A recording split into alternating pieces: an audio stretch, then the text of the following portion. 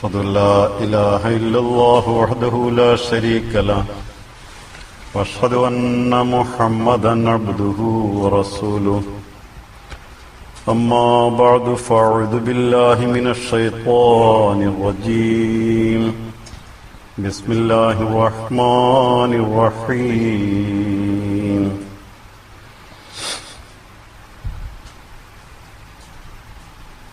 നജാത്ത് അഥവാ മോക്ഷം എന്ന പേരിൽ ഹസരത്ത് ഖലീഫത്തുൽ മസീഹ് ചെയ്തൊരു പ്രഭാഷണത്തിന് അധീരിച്ചുകൊണ്ടാണ് കഴിഞ്ഞ ക്ലാസ്സുകൾ നടന്നു വന്നത്. അതിന്റെ തുടർച്ച തന്നെയാണ് ഇന്നും.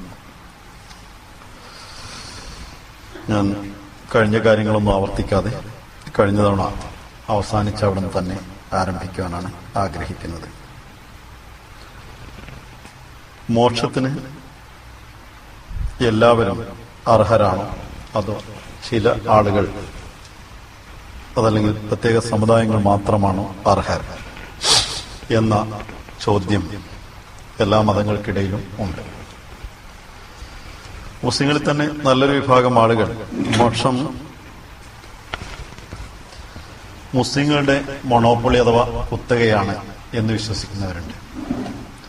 അത് വേറെ ആർക്കും അത് കിട്ടുകയില്ല, മുസ്ലിമായവർക്ക് മാത്രമേ മോക്ഷം കിട്ടുകയുള്ളൂ എന്ന് കരുതുന്നവരുണ്ട്. യഹൂദികൾ അവർക്ക് മാത്രമേ മോക്ഷമുള്ളൂ, യഹൂദരായിട്ടുള്ള ആളുകൾ മാത്രമേ മോക്ഷത്തിന് അർഹരായിട്ടുള്ളൂ എന്ന് കരുതുന്നവരാണ്. ഹിന്ദുക്കൾ മോക്ഷം പൂർണ്ണമായും മനുഷ്യന് ലഭിക്കുകയില്ല എന്ന് തന്നെ വിശ്വസിക്കുന്നവരാണ്. അഥവാ ലഭിച്ചാലും പിന്നീട് വീണ്ടും പല വിധത്തിലുള്ള ഒരു പാപോടെ ബാക്കി വെക്കുകയും വീണ്ടും അവരെ തിരിച്ചുവിടുകയും അങ്ങനെ പുനർജന്മത്തിലൂടെ ഈ ഒരു പ്രക്രിയ തുടർന്നുകൊണ്ടേയിരിക്കുകയും ചെയ്യും എന്ന് കരുതുന്നവരാണ്.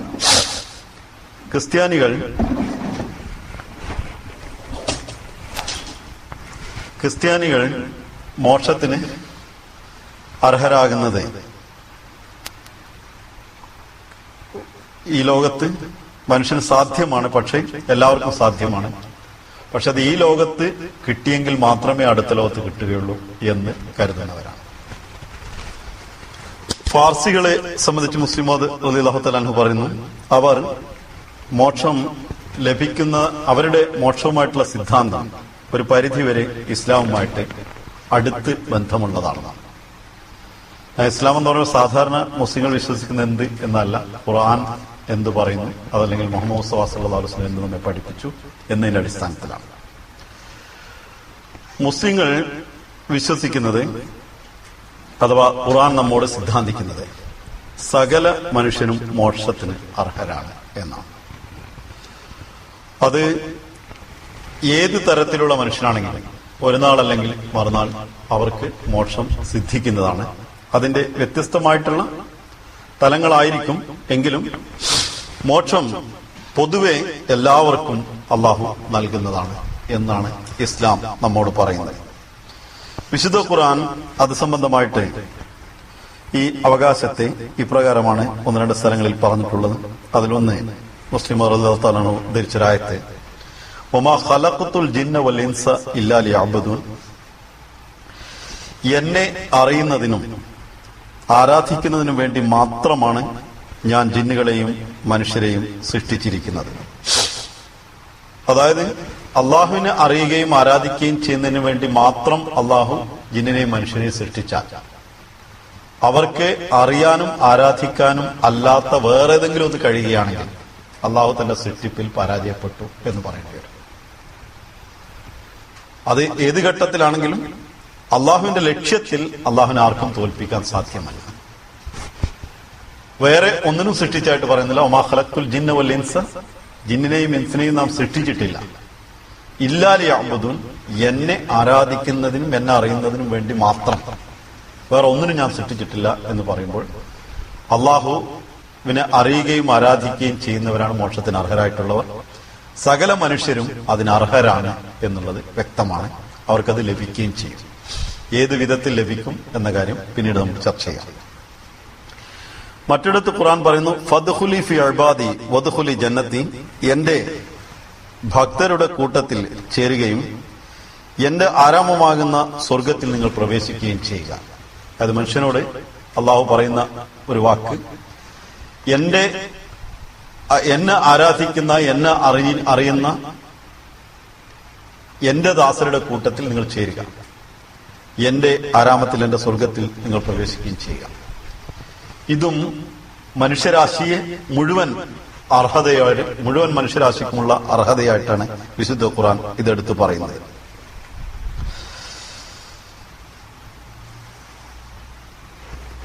ഖലീഫത്തുൽ മസീഹ് സാനി റളിയല്ലാഹു തആല അൻഹു ഈ ആയത്തുകൾ ഉദ്ധരിച്ചതിന് ശേഷം ഇപ്രകാരം പറയുന്നു, इससे मालूम हुआ कि बंदा बनने का लाजिमी नतीजा है कि इंसान जन्नत में दाखिल हो जाए.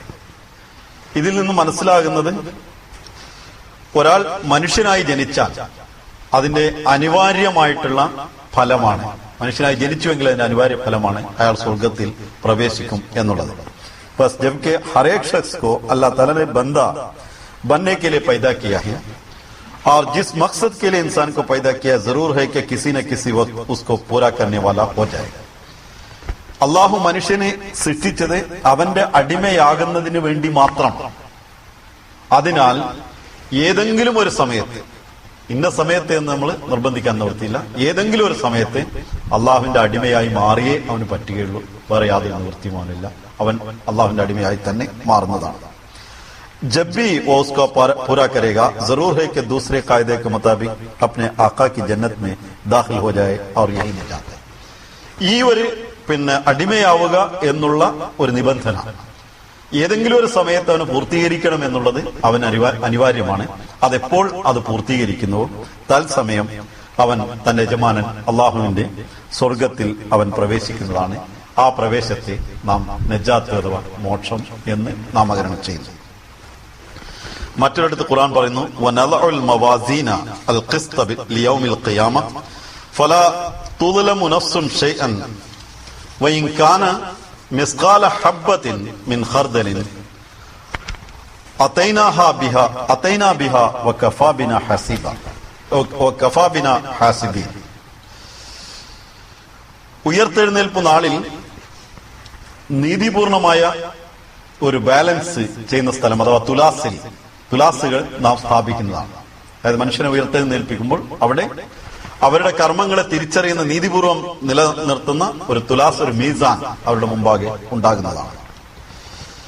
അന്നേരം ഒരാളോടും ഒട്ടും അനീതി കാണിക്കപ്പെടുകയില്ല. ഒരൊറ്റ ആൾക്കും യാതൊരു വിധത്തിൽ അനീതിയും അവരോട് കാട്ടപ്പെടുകയില്ല. ഒരു കടുകുമണി തൂക്കമുള്ളതാണെങ്കിലും അവരുടെ സൽക്കർമ്മങ്ങൾ ഉണ്ടെങ്കിലും ആ കർമ്മത്തെ നാം കൊണ്ടുവരുന്നതാണ്.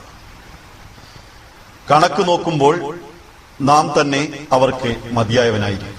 കണക്ക് നോക്കുന്നവരിൽ നാം തന്നെ അവർക്ക് മതിയായവനായിരിക്കും. അപ്പൊ ഒരു കടുകളവ് ഒരാൾ നന്മ ചെയ്താൽ അതിനെ അള്ളാഹു അവന്റെ മുമ്പാകെ കൊണ്ടുവരും എങ്കിൽ അവനെ പിടിച്ച് നരകത്തിലേക്ക് ഇട്ടാൽ ആ കടുകളവ് നന്മ അവന് കൊണ്ടുവരാനുള്ള സ്ഥലമില്ല.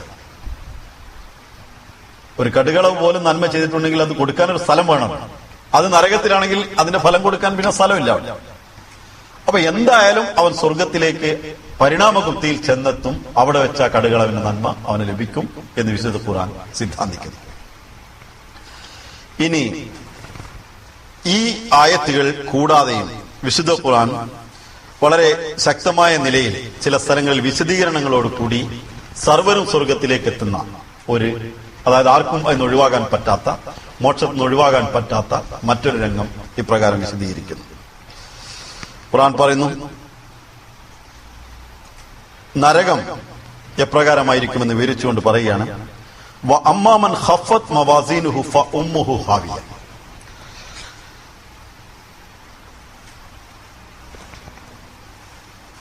ഏതെങ്കിലും ഒരാളുടെ തുലാസിൽ അതിന്റെ തൂക്കം കുറഞ്ഞു പോകുന്നുവോ എങ്കിൽ അവരുടെ സങ്കേതം ഹാവിയ എന്ന നരകമായി.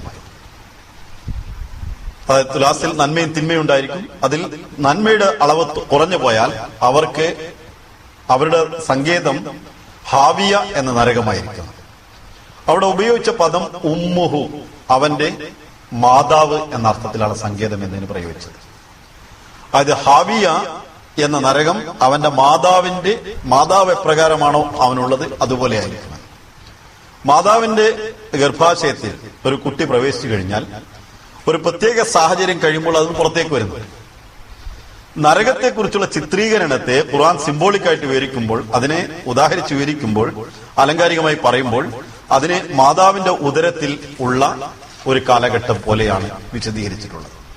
അതുകൊണ്ട് തന്നെ അതിൽ നിന്ന് ഖലീഫത്ത് മസീഹ് സാനി റളിയല്ലാഹു തആല അൻഹു പറയുന്നു, ഒരു കുട്ടി മാതാവിന്റെ ഉദരത്തിൽ പ്രവേശിച്ച് അതിന്റെ ദൗർബല്യത്തിന്റെ കാലഘട്ടം താണ്ടി വരുമ്പോൾ, അത് മറികടന്നു വരുമ്പോൾ, അതിന്റെ പക്വതയുടെ കാലഘട്ടം വരുമ്പോൾ അതിന് പുറത്തേക്ക് വരുന്നത് പോലെ നരകത്തിലേക്ക് പ്രവേശിക്കപ്പെടുന്ന മനുഷ്യൻ അവന്റെ ദൗർബല്യങ്ങളെ പരിഹരിച്ച് അവിടുന്ന് പുറത്തേക്ക് വരുന്ന ഒരു സമയമുണ്ട്.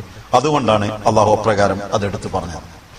ഇതേ വിഷയം ഖുർആൻ മറ്റൊരിടത്ത് അതായത് ശാശ്വതമായ നരകം, എന്നും കരിച്ചും പൊരിച്ചുവിടുന്നൊരു നരകം, ഒരിക്കലും പുറത്തേക്ക് വരാത്ത നരകം വിശുദ്ധ ഖുർആൻ അംഗീകരിക്കുന്നില്ല. ഖുർആൻ തുടർന്ന് പറയുകയാണ്, ഫഅമ്മല്ലദീന ശഖൗ ഫഫിന്നാരി ലഹും ഫീഹാ സഫീറുൻ വശഹീഖ് ഖാലിദീന ഫീഹാ മാ ദാമത്തിസ് സമാവാതു വൽ അർദ് ഇല്ലാ മാ ശാഅ റബ്ബുക ഇന്ന റബ്ബക ഫഅാലുൻ ലിമാ യുരീദ് വഅമ്മല്ലദീന സുഇദു ഫഫിൽ ജന്ന ഖാലിദീന ഫീഹാ മാ ദാമത്തിസ് സമാവാതു വൽ അർദ് ഇല്ലാ മാ ശാഅ റബ്ബുക അതാഅൻ ഗൈറ മജ്സൂസ്. എന്നാൽ നിർഭാഗ്യരായി മാറുന്ന ആളുകൾ, അഥവാ നിർഭാഗ്യമടഞ്ഞവരായ ആളുകൾ, അവരാകട്ടെ നരകത്തിലായിരിക്കും. അവർക്കവിടെ സഫീറും ഷഫീഖ്, സാധാരണ നമ്മള് എന്തെങ്കിലും രാത്രി ഒരു അപശബ്ദം കേട്ടാൽ പെട്ടെന്ന് ഒന്നിച്ചുള്ള ആർപ്പുവിളി കേൾക്കാം, ഭയന്ന് വിറച്ചുകൊണ്ടുള്ള ആർപ്പുവിളി. അത്തരത്തിലുള്ള അവസ്ഥയാണ് സഹീറും ഷഫീഖ് എന്ന് പറയുന്നത്. അതായത് തേങ്ങലുകളും ആർപ്പുവിളികളുമായിരിക്കും അവിടെ ഉണ്ടായിരിക്കുക നരകത്തിലുള്ള ആളുകൾക്ക്. അവർക്കവിടെ നെടുവീർപ്പുകളും തേങ്ങലുകളുമായിരിക്കും ഉണ്ടായിരിക്കുക. ആകാശങ്ങളും ഭൂമിയുമുള്ള ഉള്ളിടത്തോളം അവരതിൽ നിവസിക്കുന്നതായിരിക്കും, നിന്റെ രക്ഷിതാവ് ഉദ്ദേശിച്ചതൊഴികെ. അതായത് അവിടെ സ്ഥിരമായിട്ട് അവർ താമസിക്കും, പക്ഷെ നിന്റെ രക്ഷിതാവ് ഉദ്ദേശിച്ചതൊഴികെ. ഇന്ന റബ്ബക ഫഅാലുൻ ലിമാ യുരീദ്, നിന്റെ നാഥൻ എന്താണോ ഉദ്ദേശിക്കുന്നത് അത് ശക്തമായ നിലയിൽ പ്രാവർത്തികമാക്കുന്നവനാണ്. അപ്പൊ നരകത്തിൽ ഒരു നിശ്ചിത സമയം വരെ അവിടെ ഉണ്ടാകുമെന്ന് പറയുന്ന ആർപ്പുവിളിയും തേങ്ങലും ഒക്കെ ഉണ്ടാവുമെന്ന് പറയുമ്പോൾ തന്നെ ഇല്ലാ മാ ഷാ റബ്ബുക, നിന്റെ റബ്ബ് ഉദ്ദേശിച്ച ഒരു സമയമൊഴികെ, റബ്ബ് ഉദ്ദേശിച്ചവരൊഴികെ എന്ന് പറയുന്ന അതിനൊരു ഒഴിവുകഴിവ് എടുത്തു പറയുന്നു. അതിനുശേഷം അല്ലാഹ് അതിനെ ശക്തമായി എടുത്തു പറയുന്നത് ആ ഉദ്ദേശത്തെ കുറിച്ച് പറഞ്ഞു ഫഅാലുൻ. സാധാരണഗതിയിൽ പറയാണ് ഫായിലു എന്ന് പറയാം, ചെയ്യുന്നവനാണ്. പക്ഷെ ഫഅാലുൻ എന്ന് പറയുമ്പോൾ അതിന് ഒരാൾ ചെയ്യുന്ന കാര്യത്തിലുള്ള ആധിക്യത്തെയും അതിന്റെ ശക്തിയെയും അതിനപ്പുറം ഒന്നും ചിന്തിക്കാൻ പറ്റാത്ത വിധത്തിൽ പറയുന്നതിനാണ് ഫഅാലു എന്ന് പറയുന്നത്. അതികഠിനമായി അവൻ ചെയ്യുന്ന ഈ പ്രവൃത്തിയിൽ അവൻ മുമ്പോട്ട് പോകുന്നവനാണ്, അവനത് പ്രാവർത്തികമാക്കുന്നവൻ തന്നെയാണ് എന്ന് ഖുർആൻ പറയുന്നത്. എന്നാൽ അമ്മല്ലദീന സുഇദു, ഈ രണ്ട് പ്രയോഗത്തിലുമുള്ള വ്യത്യാസം മനസ്സിലാക്കണം. നരകത്തിലുള്ളവരെ കുറിച്ച് പറയുമ്പോൾ അള്ളാഹു ഉദ്ദേശിക്കുന്ന ആകാശഭൂമികൾ ഉള്ളിടത്തോളം കാലം വരെ ഉണ്ടാവും. പക്ഷേ അള്ളാഹു ഉദ്ദേശിക്കുന്ന സമയത്ത് അതിന് വ്യത്യസ്തമായിട്ടുണ്ടാകും. അവൻ ഉദ്ദേശിക്കുന്നവൻ ചെയ്യും. ആ ചെയ്യുന്ന കാര്യത്തിൽ അവൻ ആരും തടയാൻ സാധ്യമല്ല. അതിനുശേഷം പറയണം അമ്മല്ലദീന സുഇദു ഫഫിൽ ജന്ന, എന്നാൽ സൗഭാഗ്യം സിദ്ധിച്ചവരാരോ അവർ സ്വർഗത്തിലായിരിക്കും. ഖാലിദീന ഫീഹാ മാ ദാമത്തിസ് സമാവാതു വൽ അർദ്, അവരും അതിൽ ഭൂമിയും ആകാശം ഉള്ളിടത്തോളം കാലം. അതൊരു പ്രയോഗമാണ്, അല്ല ആകാശം ഭൂമി അവിടെ ചെന്ന് നിൽക്കുന്നതല്ല. ആകാശഭൂമി ഉള്ളിടത്തോളം കാലം എന്ന് പറഞ്ഞാൽ അത് അവരുടെ ഭാവനയിൽ, ഈ ലോകത്ത് മനുഷ്യരെത്താവുന്ന ഭാവനയിൽ ആകാശഭൂമികൾ അവന്റെ ഭാവനയിൽ ഉള്ളിടത്തോളം കാലം അവൻ അതിൽ സ്ഥിരമായി വസിക്കുന്നവരാണ്.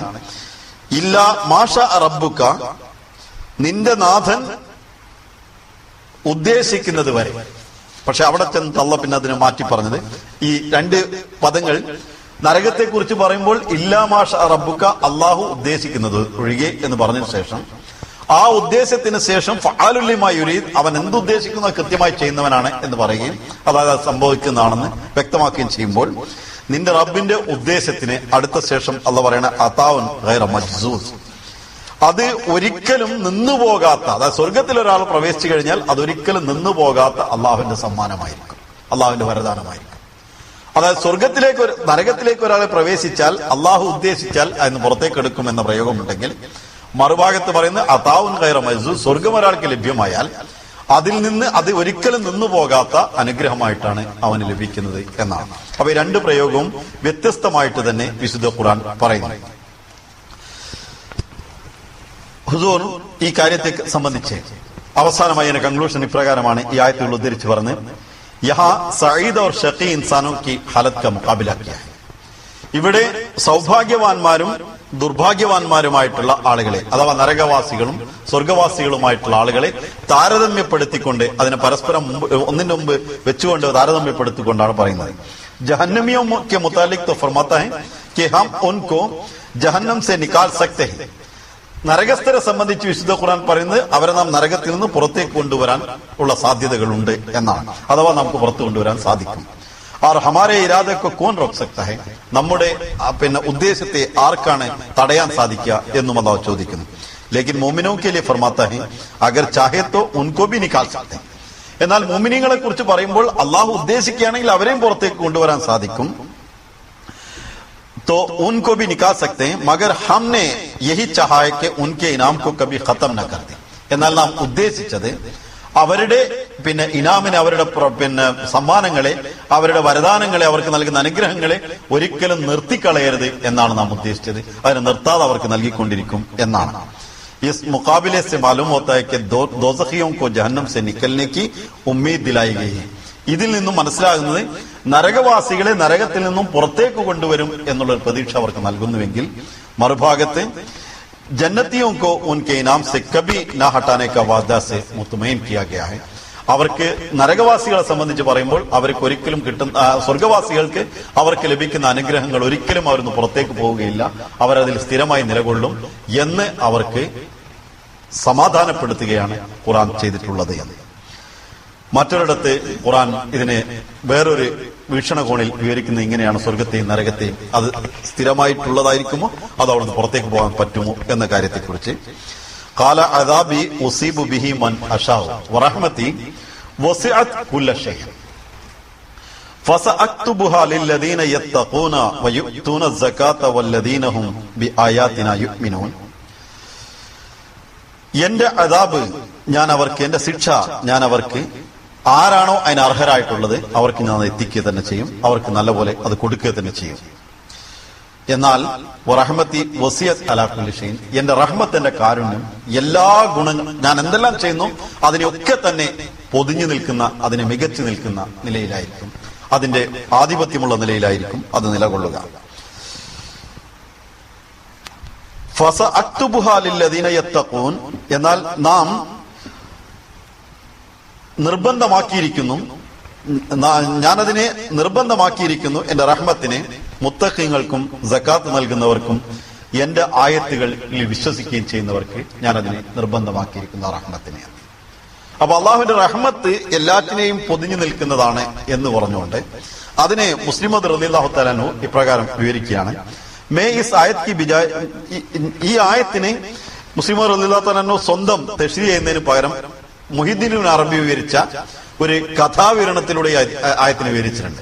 ആ തഫ്സീറിനെ എടുത്തു ധരിച്ചുകൊണ്ട് മുസ്ലിം റളിയല്ലാഹു തആല പറയാണ്, മുഹിദ്ദീൻ ഇബ്നു അറബി ഒരു ഫലിത രൂപത്തിൽ ഇക്കാര്യത്തെ ഒരു കഥനം നടത്തിക്കൊണ്ട് ഇക്കാര്യം വിവരിക്കുന്നുണ്ട്.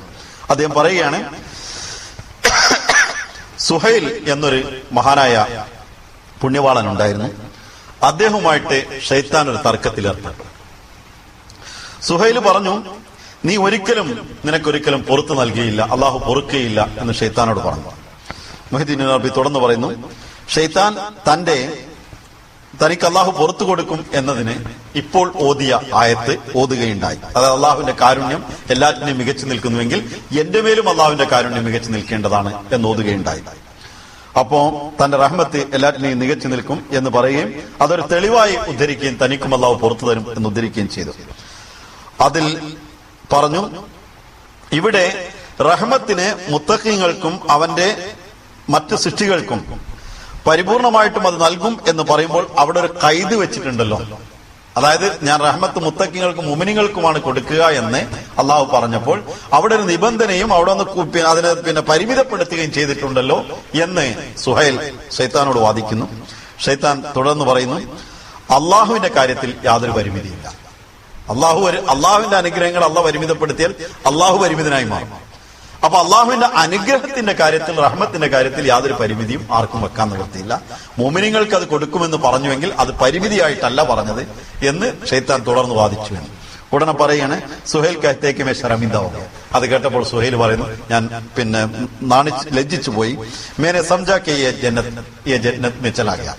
എനിക്ക് മനസ്സിലായി ഇവനും നരകത്തിൽ നിന്ന് രക്ഷപ്പെട്ട് സ്വർഗത്തിലേക്ക്, ഷൈത്താനും നരകത്തിൽ നിന്ന് രക്ഷപ്പെട്ടു പോകുമെന്ന്. ഖലീഫത്തുൽ മസീഹ് സാനി പറയണ ഇതൊരു ഫലിത രൂപത്തിൽ വിവരിച്ച ഒരു കഥയാണ്. എന്നാൽ അതിലുള്ളൊരു യാഥാർത്ഥ്യമുണ്ട്. ഒരു റഹ്മത്തിനെ സംബന്ധിച്ച് അള്ളാഹു ഇവിടെ ഒരു നിബന്ധന വെച്ചിട്ടില്ല. റഹ്മത്ത് വസിയാണ്, എല്ലാവർക്കും ഒരുപോലെ നൽകപ്പെടുന്ന ഒന്നാണ് എന്ന് അള്ളാഹു വ്യക്തമായി പറഞ്ഞിട്ടുണ്ട് എന്ന കാര്യത്തിൽ യാതൊരു സംശയമില്ല. റഹ്മത്തി വസിയത്ത് അലാ കുല്ലി ഷൈഇൻ, എല്ലാറ്റിനെയും എല്ലാ സിഫത്തുകളെയും അവൻ ശിക്ഷിക്കുന്നവനാണ്, ശിക്ഷാണെങ്കിലും അവൻ പൊറുക്കുന്നവനാണ്. എല്ലാറ്റിനെയും പൊതിഞ്ഞു നിൽക്കുന്ന അള്ളാഹുവിന്റെ കാരുണ്യമാണ് ഏറ്റവും മുകളിലുള്ളത്. അതുകൊണ്ട് എല്ലാവർക്കും ഒരു സമയത്ത് പുറത്തു കിട്ടും, എല്ലാവരും നരകത്തിൽ നിന്ന് ഒരു സമയത്ത് രക്ഷപ്പെടും എന്ന കാര്യത്തിൽ യാതൊരു സംശയവുമില്ല. ഹദീസിൽ വരുന്നു, യഅതി അലാ ജഹന്നമ സമാൻ ഫീഹാ ലൈസ ഫീഹാ അഹദുൻ വനസീമുസ് സബാ തുഹർരികു അബ്വാബഹ. ജഹന്നമിന്റെ മുകളിൽ അഥവാ നരകത്തിന്റെ മേലെ ഒരു കാലം വരാനിരിക്കുന്നു. ആ കാലഘട്ടത്തിൽ ലൈസ ഫിഹ അഹദുൻ, അതിൽ ആരും തന്നെ ഉണ്ടാവുകയില്ല. നസീമുസ് സബ, പ്രഭാതത്തിൽ വരുന്ന മന്ദമാരുതൻ, ആ കുളിർക്കാറ്റ് അവിടെ ആഞ്ഞടിക്കും. അതുകൊണ്ട് തുഹർരികു അബ്വാബഹ, അതിന്റെ വാതിലുകൾ തുറക്കപ്പെടുകയും ചെയ്തു. നരകത്തിന്റെ വാതിലുകൾ തുറക്കപ്പെട്ട് അവിടെ ആരും തന്നെ ഇല്ലാത്ത ഒരവസ്ഥ ഉണ്ടായിരിക്കുന്നതാണെന്ന് നബി തിരുമേനി സല്ലല്ലാഹു അലൈഹി വസല്ലം പറഞ്ഞത് ഹദീസിൽ വരുന്നു. ഇതേപോലെ മുസ്ലിം ഷിഫാഅത്ത് കൊണ്ട്, അതായത് ശുപാർശ കൊണ്ട് ചില ആളുകളെ അല്ലാഹു നരകത്തിൽ നിന്ന് രക്ഷപ്പെടുത്തും എന്നൊരു ഭാഗത്ത് പറയുന്നുണ്ട്. ആ ശുപാർശയ്ക്ക് ശേഷം നടക്കുന്ന മറ്റൊരു കാര്യം അള്ളാഹു പറയുന്നത് ഹദീസിൽ തന്നെ ഉള്ളത്, ശുപാർശയും കഴിഞ്ഞതിന് ശേഷം അള്ളാഹു ഒരു കൈ ഇട്ടുകൊണ്ട് ആ കൈ കൊണ്ട് നരകത്തിലുള്ള എല്ലാവരും പിടിച്ചു പുറത്തേക്ക് വിടും. അതില് മുസ്ലിം അള്ളാന്റെ കയ്യിൽ പെടാത്ത ഒരാളുണ്ടാവില്ല. അവസാനമായി അവരെയും എടുത്ത് ഏറ്റവും അവസാനമായി അള്ളാഹുവിന്റെ റഹ്മത്ത്, അള്ളാഹുവിന്റെ കാരുണ്യം എന്ന് പറയുന്നത് സകലരെയും എന്തിനാണോ അള്ളാഹ് സൃഷ്ടിച്ചത് അവിടേക്ക് എത്തിക്കലാണ്. നരകം എന്നുള്ളത് ചികിത്സാ രീതി പോലെ മാത്രമാണ് നിലകൊള്ളുന്നത് എന്ന് മുസ്ലിം അള്ളാഹു പറയുന്നത്. ഇത്രയും പറയുമ്പോൾ ഒരു കാര്യം മുസ്ലിം അത് പറയുന്നത്, ബുദ്ധിപരമായിട്ട് ലോജിക്കലായിട്ടും ഇക്കാര്യത്തിൽ നാം ഒരു കാര്യം മനസ്സിലാക്കേണ്ടതുണ്ട്. അള്ളാഹുവിന്റെ സിഫത്തുകൾ രണ്ട് വിധത്തിലാണ് കാണപ്പെടുന്നത്. ഒന്ന് അള്ളാഹുവിന്റെ കോപം വെളിപ്പെടുന്നതും മറ്റൊന്ന് അള്ളാഹുവിന്റെ റഹ്മത്ത് വെളിപ്പെടുന്നതും. റഹ്മത്ത് വെളിപ്പെടുന്നത് നമ്മൾ എവിടെ നോക്കിയാണെങ്കിലും ആ റഹ്മത്ത് മുഖേനയാണ് നമുക്ക് കണ്ണും മൂക്കും കാതും ഒക്കെ അള്ളാഹ് നൽകിയിട്ടുള്ളത്. അള്ളാഹുവിന്റെ കോപം വെളിപ്പെടുക എന്നുള്ളത് വരുമ്പോൾ എവിടെയാണോ നമ്മൾ അതുകൊണ്ട് ദുരുപയോഗം ചെയ്യുന്നത് അതിന് തക്കതായ നിലയിൽ മാത്രമാണ് ശിക്ഷ നൽകുന്നത്. എത്രയാണോ ദുരുപയോഗം ചെയ്യുന്നത് അതിന് അധികമായിട്ട് അള്ളാഹു നൽകുന്നില്ല. അപ്പൊ അള്ളാഹുവിന്റെ റഹ്മത്ത് ലോകത്ത് വെളിപ്പെടുന്ന റഹ്മത്തുകളെ അതിജയിക്കുന്ന വിധത്തിൽ നമുക്കൊന്നും ചെയ്യാൻ നിർത്തിയില്ല. ഒരു വിധത്തിലുള്ള പാപം ചെയ്താലും അള്ളാഹുവിന്റെ റഹ്മത്തിനെ അതിജയിക്കാൻ ഒരാൾക്ക് സാധ്യമല്ല. അവിടെ അള്ളാഹുവിന്റെ ഗസബിനെ, അള്ളാഹുവിന്റെ കോപത്തെ ഒരാൾക്ക് അതിജയിച്ച് നിർത്താൻ സാധ്യമല്ല. അവിടെ അയാൾ അവസാനമായി രക്ഷപ്പെടും എന്ന കാര്യത്തിൽ യാതൊരു സംശയവുമില്ല.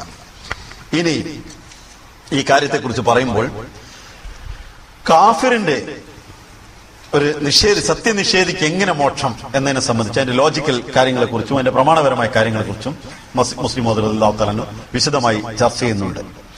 അതില് ഒരു ഭാഗത്ത് പറയുന്നത്, അള്ളാഹു ഒരു കാഫിറിന് എല്ലാവർക്കും, കാഫിർ ഒരു സ്ഥലത്ത് നിന്ന് കാഫിർ അതിലാണല്ലോ പുരോഗതി പ്രാപിക്കേണ്ടത്. കാഫിറിനെ നരകത്തിലേക്ക് ഇട്ടാൽ കാഫിർ എന്ന നിലയിൽ അവിടെ പുരോഗതി പ്രാപിക്കണം. സ്വർഗത്തിലേക്ക് ഇട്ട മുഅ്മിനാണെങ്കിൽ അവിടെ പുരോഗതി പ്രാപിക്കും. അപ്പൊ അങ്ങനെയുള്ള ആ പുരോഗതി കാരണം കുഫറിൽ ഒരിക്കലും അവനെ ഒരു വിധത്തിലും അവൻ രക്ഷപ്പെടുകയില്ല എന്നുള്ള നിലയിലുള്ള ഒരു ലോജിക്ക് ക്രിസ്ത്യാനികൾ വെച്ചതും അത് ഇസ്ലാമിന്റെ ഈ തത്വത്തെ അവർ എതിർക്കുന്നതായിട്ടും മുസ്ലിം റളിയല്ലാഹു പറയുന്നു. അതിന് മറുപടി ആയിക്കൊണ്ട് മുസ്ലിം റളിയല്ലാഹു തആല പറയാണ്, ഇത് ഒരു രോഗത്തിനുള്ള ചികിത്സയാണ് എന്നുള്ളത് ഉറപ്പാണ്. നരകം എന്നുള്ളത് അള്ളാഹ് കൊടുക്കുന്ന ശിക്ഷ ഇവിടെയാണെങ്കിലും പരലോകത്താണെങ്കിലും അള്ളാഹ് ഉദ്ദേശിച്ച സ്ഥലത്തേക്ക് എത്തുന്ന കാര്യത്തിൽ നാം ചെയ്യുന്ന തടസ്സങ്ങളെ നീക്കുന്നതിന് അള്ളാഹു നൽകുന്ന ചികിത്സയാണ്. ആ ചികിത്സ പരലോകത്ത് ലഭിക്കുകയാണെങ്കിൽ ഒരാൾക്ക് ചികിത്സ കൊടുത്തുകൊണ്ടിരിക്കുമ്പോൾ രോഗം വർദ്ധിക്കില്ല. ചികിത്സ കൊടുക്കുന്നത് വരെയാണ് രോഗം വർദ്ധിക്കുന്നത്. ചികിത്സ കൊടുക്കുന്ന ആളെ രോഗത്തിൽ നിന്ന് വിമുക്തിയാണ് ലഭിക്കുന്നത്. അതേപോലെ ഈ നരകത്തിലെത്തുന്ന ഒരാൾ ഈ ലോകത്ത് ചെയ്ത തിന്മകൾക്കുള്ള ചികിത്സ എന്ന നിലയിൽ അയാൾക്ക് നരകം ലഭിച്ചുകൊണ്ടിരിക്കുമ്പോൾ അതിൽ നിന്ന് അയാൾ സുഖം പ്രാപിച്ചു വരണം എന്നുള്ളത് സാധാരണ ലോജിക്കാണ്. അത് തന്നെ അള്ളാഹുവിടെ പറഞ്ഞിട്ടുള്ളൂ എന്ന്. ഇതിന് മറ്റൊരു തരത്തിലൂടെ വരുന്നൊരാക്ഷേപത്തെ മുസ്ലിം റളിയല്ലാഹു മറുപടി പറയുന്നത്, അപ്പൊ നരകം എന്നുള്ളത് മനുഷ്യൻ കാണുകയും അവിടെ ചെന്നതിന് ശേഷം അവനെ പിന്നെ സ്വർഗവും അവൻ കാണുന്നു. ഇത് കണ്ടു കഴിഞ്ഞാൽ അവന് യഥാർത്ഥത്തിലുള്ള യഖീനാണ് അവൻ ലഭിക്കുന്നത്. അപ്പൊ അള്ളാഹുവിനെ അവന് കാണും എന്നുള്ളത് ഉറപ്പാണ്. അവന്റെ പിന്നെ അള്ളാഹുവിനെ അവന് കാണാൻ കഴിയുമ്പോൾ പല ആളുകളെ കുറിച്ചും അള്ളാഹുവിനെ അവർ ഒരിക്കലും കാണുകയില്ല എന്ന് പല സ്ഥലങ്ങളിലും ഖുർആനിൽ എടുത്തു പറയുന്നുണ്ട്. അവർക്ക് അള്ളാഹുവിന്റെ മുഖം ദർശിക്കാൻ സാധ്യമല്ല എന്ന് പല സ്ഥലങ്ങളിലും പറയുന്നുണ്ട്. അത് പറയുമ്പോഴാണ് ഇപ്പൊ നരകത്തിലെ ഏതായാലും അവസാനം നമ്മൾ സ്വർഗത്തിലെത്തുമല്ലോ എന്നുള്ള കാര്യം അവിടെ വെച്ചാണ് പൊളിയ. സാധാരണ ഇതിൽ ഇപ്പൊ എന്താണെങ്കിലും അവസാനം നരകത്തിൽ നിന്ന് സ്വർഗത്തിലേക്ക് എത്തുമല്ലോ എന്നൊരു തോന്നലുണ്ടാവും. ആ ഒരു അവസ്ഥയിൽ അതിനെ സംബന്ധിച്ച് മുസ്ലിം റളിയല്ലാഹു പറയുന്നു, രണ്ട് കാര്യങ്ങൾ മനസ്സിലാക്കേണ്ടത്. ഒന്ന് യഖീനുണ്ട്, ഒന്ന് ഇർഫാനാണ്. യഖീൻ എന്ന് പറയുന്നത് വിശ്വാസമാണ്, ദൃഢവിശ്വാസം തന്നെയാണ്. പക്ഷെ ഇർഫാൻ മറ്റൊന്നാണ്. യഖീൻ എന്ന് പറഞ്ഞ ദൃഢവിശ്വാസം എന്ന് പറയുമ്പോൾ ഇർഫാൻ എന്ന് പറഞ്ഞാൽ ജ്ഞാനനിർഭരമായ നിലയിൽ അതിന് മനസ്സിലാക്കുക എന്നുള്ളതാണ്. അതായത് ഒരു രോഗത്തിന് ഇന്ന മരുന്ന് കഴിച്ചാൽ അത് സുഖമാകും എന്നുള്ളത് നമ്മുടെ യഖീനാണ്. പക്ഷെ അത് കഴിച്ചിട്ട് സുഖമാകുക എന്നുള്ളത് ഇർഫാനാണ്. അപ്പൊ നരകത്തിൽ നിന്ന് രക്ഷപ്പെടും എന്നുള്ളതിന് മനുഷ്യന് സാധാരണഗതിയിൽ നരകത്തിലൂടെ കയറി വരുമ്പോൾ അവന് സ്വർഗം ഉണ്ട് എന്നുള്ള യഖീനും അവനത് ലഭിക്കുകയും ചെയ്യുന്നുവെങ്കിലും അത് സ്വർഗത്തിലേക്കുള്ള കർമ്മങ്ങൾ ചെയ്ത് സ്വർഗത്തിലേക്ക് എത്തേണ്ട ഒരു അനുഭൂതിയുണ്ട്. ആ അനുഭൂതി ഒരാൾക്ക് ലഭിക്കുന്നില്ല. അതുകൊണ്ട് വിശുദ്ധ ഖുർആൻ ആ കാര്യത്തെ രണ്ടിനെയും എടുത്തു പറയുന്നത് ഇങ്ങനെയാണ്: മൻകാന ഫി ഹാദിയാമ വഹു ഫിൽ ആഖിറതി ആമ. ഈ ലോകത്ത് ആർക്ക് ആന്ത്യം ഭാവിച്ചിട്ടുണ്ടോ, ആത്മീയ അന്ധതയുണ്ടോ, അവൻ പരലോകത്തും അന്ധനായിരിക്കും. മറ്റൊരിടത്ത് ഖുർആൻ പറഞ്ഞു, കല്ലാ ഇന്നഹും അൻ റബ്ബിഹിം യൗമ ഇദിൻ ലമഹ്ജൂബൂൻ. അവർ നിശ്ചയമായിട്ടും ആ നരകവാസികൾക്ക് അള്ളാഹുവും അവരുടെ ഇടയിലും അള്ളാഹുവും അവരും തമ്മിലുള്ള ഇടയിൽ ഒരു പർദ്ദ ഉണ്ടായിരിക്കും, ഒരു ഘോഷയുണ്ടായിരിക്കും, ഒരു മറയുണ്ടായിരിക്കും. അവർക്ക് അള്ളാഹുവിനെ നേരിട്ട് കാണാൻ സാധിക്കില്ല. അതിനെ മുസ്ലിം റളിയല്ലാഹു പറഞ്ഞു, ഇർഫാൻ മുഖേന അള്ളാഹുവിനെ പ്രാപിക്കുന്നതും നരകം മുഖേന അള്ളാഹുവിനെ കണ്ടെത്തുന്നതും ഒന്ന് യഖീന്റെ തലത്തിലാണെങ്കിൽ മറ്റത് ഇർഫാന്റെ തലത്തിലാണ്. അഥവാ അഭൗമിക ജ്ഞാനങ്ങളുടെ അടിസ്ഥാനത്തിലാണ് അവൻ ചെന്നെത്തുന്നത്. അത് അവന്റെ ആരോഗ്യപരമായിട്ടുള്ള ഒരു നിലയിൽ അള്ളാഹുവിന്റെ യഥാർത്ഥത്തിൽ അവൻ അള്ളാഹുവിനോട് കാണണമെന്നുള്ള ആഗ്രഹം അവനോട് നിവർത്തിച്ചു കൊടുക്കുന്നു. മറ്റത് അവന് ലഭിക്കുന്നില്ല എന്നും മുസ്ലിം റളിയല്ലാഹു അൻഹു തുടർന്ന് എടുത്തു പറയുന്നു.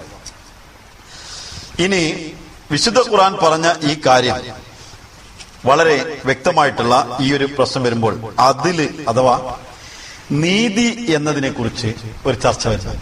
അപ്പൊ നരകം ഇവിടെ സ്വർഗത്തിന് വേണ്ടി പ്രവർത്തിക്കുന്നവനും നരകത്തിന് പ്രവർത്തിക്കുന്നവനും അവസാനമായി നീതിയുടെ അടിസ്ഥാനത്തിൽ രണ്ടും ഒരേ സ്ഥലത്താണല്ലോ ചെന്നെത്തുന്നത് എന്നൊരു ചോദ്യം ഉന്നയിച്ചുകൊണ്ട് മുസ്ലിം അതിന് മറുപടി പറയുന്ന ഇപ്രകാരമാണ്: അതില് എന്നാൽ അതിന്റെ അർത്ഥം ഒരുത്തനോട് അക്രമം ചെയ്യരുതെന്നുള്ളത്, ഒരാൾക്ക് കൂടുതൽ കൊടുക്കരുതെന്നില്ല. അള്ളാഹുവിന്റെ നിയമത്തിൽ സൽക്കർമ്മങ്ങൾ ചെയ്തവനോട് അള്ളാഹു അക്രമം ചെയ്യുന്നില്ല. അതാണ് ഇർഫാന്റെ കാര്യം മുസ്ലിം റളിയല്ലാഹു എടുത്തു പറഞ്ഞത്. ആ കർമ്മങ്ങൾ ചെയ്തതിന് അവന് ലഭിക്കുന്നുണ്ട്. പക്ഷെ ഒരാൾക്ക് പുറത്തു കൊടുക്കുക എന്നുള്ളത് അതിനെതിരല്ല. ഒരാൾ അടിച്ചാൽ അയാൾക്ക് പുറത്തു കൊടുക്കുക എന്നുള്ള അതിനെതിരല്ല. ഒരാൾ അടിക്കാത്ത ഒരാളെ ശിക്ഷിക്കുക എന്നുള്ളതാണ് അതിനെതിരായിട്ട് വരുന്നത്. ചെയ്യാത്ത കുറ്റത്തിന് ഒരാളെ ശിക്ഷിക്കുമ്പോഴാണ് അതിനെതിരായത്. അതൊരിക്കലും അതില് എന്ന കാര്യം അള്ളാഹു പ്രവർത്തിക്കുന്ന ഒരു പ്രവൃത്തിയാണെങ്കിലും അത് അള്ളാഹു ഒരാൾക്ക് പുറത്തു കൊടുക്കുന്നതിന് അതിനൊരിക്കലും ബാധകമാകുന്നില്ല എന്ന് മുസ്ലിം റളിയല്ലാഹു പറഞ്ഞു. ഇനി മറ്റൊരാക്ഷേപത്തിലുള്ളത്, ഇങ്ങനെയാണെങ്കിൽ എല്ലാവർക്കും പാപം ചെയ്യാൻ തോന്നൂലേ എന്ന് തോന്നുന്നു. അതിനെക്കുറിച്ച് ഖലീഫത്തുൽ മസീഹ് അവ്വൽ റളിയല്ലാഹു തആല അൻഹു ഉദ്ധരിച്ചുകൊണ്ട് മുസ്ലിം റളിയല്ലാഹു പറഞ്ഞു, एक और इतराज ये किया जाता है क्या उससे गुनाह पर दिलेरी तो नहीं होती. മറ്റൊരു ആക്ഷേപം ഇതിൽ ഉന്നയിക്കുന്നത്, അതുകൊണ്ട് ഒരിക്കൽ മനുഷ്യന് പാപം ചെയ്യണമെന്നുള്ള ധീരത, ഒരു ധൈര്യം അവന് വരികയില്ലേ എന്നാണ്. ഖലീഫത്തുൽ മസീഹ് അവ്വൽ ഫർമായ करते थे, एक जगह मैंने ये बयान किया. ഒരിടത്ത് ഞാൻ ഈ കാര്യം വിവരിക്കുകയുണ്ടായി. ഗുനാഹ്ഗാർ കി ബി ആഖിർകാർ നജാത്ത് ഹോ ജായേഗി. പാപികളായിട്ടുള്ള ആളുകൾക്കും ഒരു സമയത്ത് അന്തിമമായി അവർക്ക് മോക്ഷം ലഭിക്കുമെന്ന്. ഏക് ശസ്നെ കാ മൗലവി സാഹിബ് അഗർ യേ ബാത് ഹൈ തോ ഫിർ തോ ബഡാ മസാ ഹൈ. ഒരാൾ പറഞ്ഞു അങ്ങനെയാണെങ്കിൽ പാപികളും രക്ഷപ്പെടുമെങ്കിൽ വളരെയധികം സന്തോഷമായി, ഇത് വളരെ സന്തോഷമുള്ള കാര്യമാണല്ലോ എന്ന് പറയുകയുണ്ടായി. അപ്പം ഖൂബ് ദിൽ ഖോൽക്കർ ഗുനാ കർലേ, അപ്പൊ ഇനി മനസ്സ് പറഞ്ഞ് നല്ലപോലെ സുഖമായിട്ട് പാപം ചെയ്യാലോ എന്ന് അയാൾ എടുത്ത് വാദിക്കുകയുണ്ടായി. അപ്പോൾ ആഖിർ നജാത്ത് ഹോ ജായേഗി, അവസാനം എനിക്കും മോക്ഷം കിട്ടുമല്ലോ. ഹുവാവ സദാക്കെ ബാധിക്കും, അത് ശിക്ഷയ്ക്ക് ശേഷം കിട്ടിയാലും ഇപ്പൊ പ്രശ്നമൊന്നുമില്ല, ഏതായാലും അവസാനം ചെല്ലുന്ന ഒരു സ്ഥലത്ത് തന്നെയാണല്ലോ. വോ റയീസ് ആദമി ഥ, അയാൾ വളരെയധികം ധനാഢ്യനായ ഒരു മനുഷ്യൻ, വളരെ ധനികനും പിന്നെ ഒരു നേതാവുമായിട്ടുള്ള ആളായിരുന്നു. അപ്പോൾ कहने लगा कि ये तो हजरत मौलवी साहब ने फरमाया चलो बाजार चलकर बताते थे. മൗലവി സാഹിബ് പറഞ്ഞു നമുക്ക് ടൗണിലേക്കല്ലേ പോകുന്നത്, ടൗണിൽ ചെന്നിട്ട് അങ്ങാടി ചെന്നിട്ട് ഞാൻ ഈ കാര്യം പറയാൻ പറഞ്ഞു. അതിനുശേഷം പറഞ്ഞു बाजार चलकर 10 जूतियां खा लो और फिर 10 रुपये ले लेना. ബസാറിൽ ചെന്നതിന് ശേഷം ഞാനൊരു 10 അടി എന്റെ ചെരുപ്പ് ഊരിയിട്ട് നിന്റെ തലക്കടിക്കും, അവസാനം ഒരു 10 റുപ്യ നീ വാങ്ങിക്കുവാൻ പകരമായിട്ട്. വോ കാനലക ഏത്തോനെ, അയാൾ പറഞ്ഞു ഇതൊരിക്കലും സംഭവിക്കില്ല, ഇത് പറ്റൂല. ആപ്നെ ഫർമായ തും ദോസക്ക അദാബ് ബർദാഷ് കർ ലോകെ, നിനക്ക് പിന്നെ നരകത്തിന്റെ ശിക്ഷ എനിക്ക് അനുഭവിക്കാൻ സാധിക്കും, ഈ 10 ചെരുപ്പിന്റെ അടി മാത്രം എനിക്ക് അടി നാട്ടുകാരുടെ മുമ്പിൽ ഇത് വാങ്ങാൻ പറ്റാത്തതെന്ന് തിരിച്ചു ചോദിച്ചു. और उस 10 जूतियां बर्दाश्त नहीं कर सकते, ഈ 10 പിന്നെ ചെരുപ്പടി മാത്രമേ എനിക്ക് പറ്റാത്തുള്ളൂ, ഈ നരകം എനിക്ക് പറ്റുമെന്നും പറഞ്ഞു. അതെങ്ങനെയാന്ന് വെച്ച് അപ്പോൾ എനിക്ക് മനസ്സിലായി ഇനി ഞാൻ ഈ തർക്കത്തിനില്ല, ഇനി ഞാൻ ഇതിന് വരികയില്ല എന്ന് പറയുണ്ടായി. അപ്പം നരകം എന്നുള്ളത് താത്വികമായിട്ട് നരകത്തിൽ നിന്ന് ഒരു കാലത്ത് രക്ഷപ്പെടുമെങ്കിലും അത് പോയി സൂഹിക്കാനുള്ള സ്ഥലമാണ് എന്ന് കരുതിയിട്ട് ആരും മെനക്കെടണ്ട എന്നാണ് മുസ്ലിം എടുത്തു പറയുന്നത്. രക്ഷപ്പെടുമെങ്കിലും അത് പോയി സൂഹിക്കാനുള്ള സ്ഥലമാണ് എന്ന് കരുതിയിട്ട് ആരും മെനക്കെടണ്ട എന്നാണ് മുസ്ലിം എടുത്തു പറയുന്നത്. ഇനി ഈ സബ്ജക്റ്റിന്റെ ഏറ്റവും അവസാനത്തെ മർമ്മപ്രധാനമായ സംഗതിയാണ് ഇനിയുള്ള ചർച്ചയിൽ വരുന്നത്. അതായത് നമ്മൾ നരകത്തിലേക്കാണോ പോണത് എന്ന് തിരിച്ചറിയാനുള്ള 10 അടയാളങ്ങൾ, 11 അടയാളങ്ങൾ.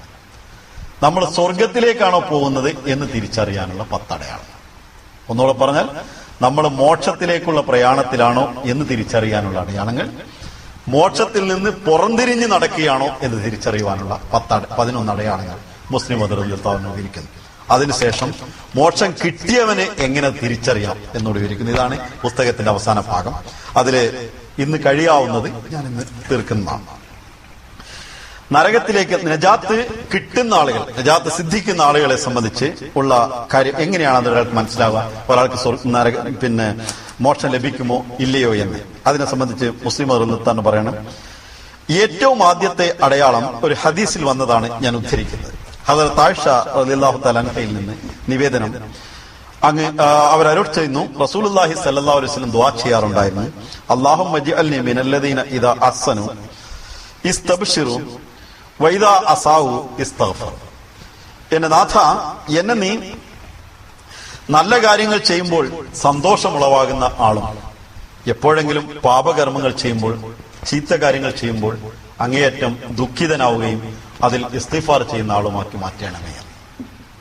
അപ്പോ ഒരാൾ മുസ്ലിം റളിയല്ലാഹു തആല പറയാണ്, മോക്ഷത്തിലേക്ക് പോകുന്ന ഒരാൾ, സ്വർഗത്തിലേക്ക് പോകുന്ന ഒരാളുടെ പ്രഥമമായിട്ടുള്ള അടയാളം, അയാൾക്ക് നല്ല കാര്യങ്ങൾ ചെയ്യുമ്പോൾ അയാളുടെ മനസ്സിന് സന്തോഷം തോന്നും. ഒരാൾ നമസ്കരിച്ചാൽ അയാൾക്ക് സന്തോഷം തോന്നും, സക്കാത്ത് കൊടുത്താൽ സന്തോഷം തോന്നും, നല്ലൊരു കാര്യം പറഞ്ഞാൽ സന്തോഷം തോന്നും. അതേ സമയത്ത് ഏതെങ്കിലും ഒരു ചീത്ത കാര്യം അയാൾ ഉണ്ടായാൽ സങ്കടം തോന്നും, ഇസ്തിഗ്ഫാർ ചെയ്യും. ഇങ്ങനെ ഒരാൾക്ക് തോന്നുന്നുവെങ്കിൽ അയാള് സ്വർഗത്തിലേക്കാണ് പോകുന്നത്, മോക്ഷത്തിന് അർഹമായ ജീവിതമാണ് നയിക്കുന്നത് എന്ന ഒരടയാളം അയാൾക്ക് കണ്ടെത്തുവാൻ സാധിക്കുന്നു. രണ്ടാമത്തെ കാര്യം, മനുഷ്യൻ തിന്മകൾ ചെയ്യുമ്പോൾ അതിനോട് തന്റെ നഫ്സിനകത്ത് അതിനെ മറച്ചു വെക്കാം.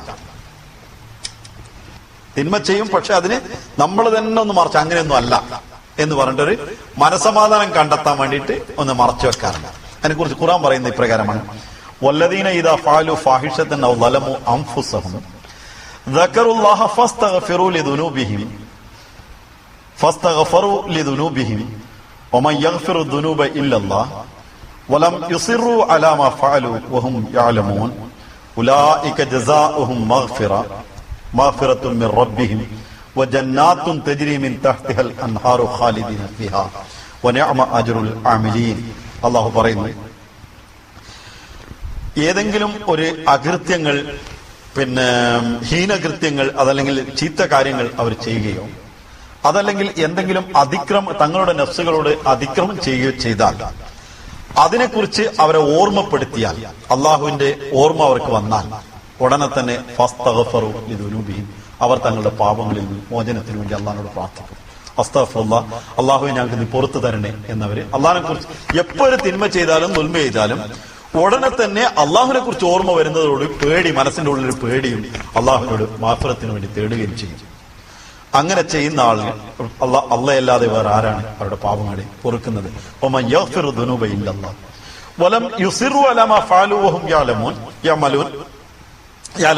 അവർ അറിഞ്ഞുകൊണ്ട് താൻ ചെയ്ത പാപത്തെ അവരതിന്റെ വാശി പിടിച്ച് ഇത് തന്നെയാണെന്ന് വാദിക്കില്ല. ചില ആളുകൾ ചെയ്യുന്ന കുറ്റങ്ങളെ ന്യായീകരിക്കും. ഒരാൾ കുറ്റത്തെ ന്യായീകരിക്കും എന്നതിന്റെ ഒരു തെളിവ് ഇത് വിട്ടാണ് ഞാൻ പറയുന്നത്. അയാൾ വീണ്ടും കുറ്റം ചെയ്യും എന്നുള്ള തെളിവാണ്.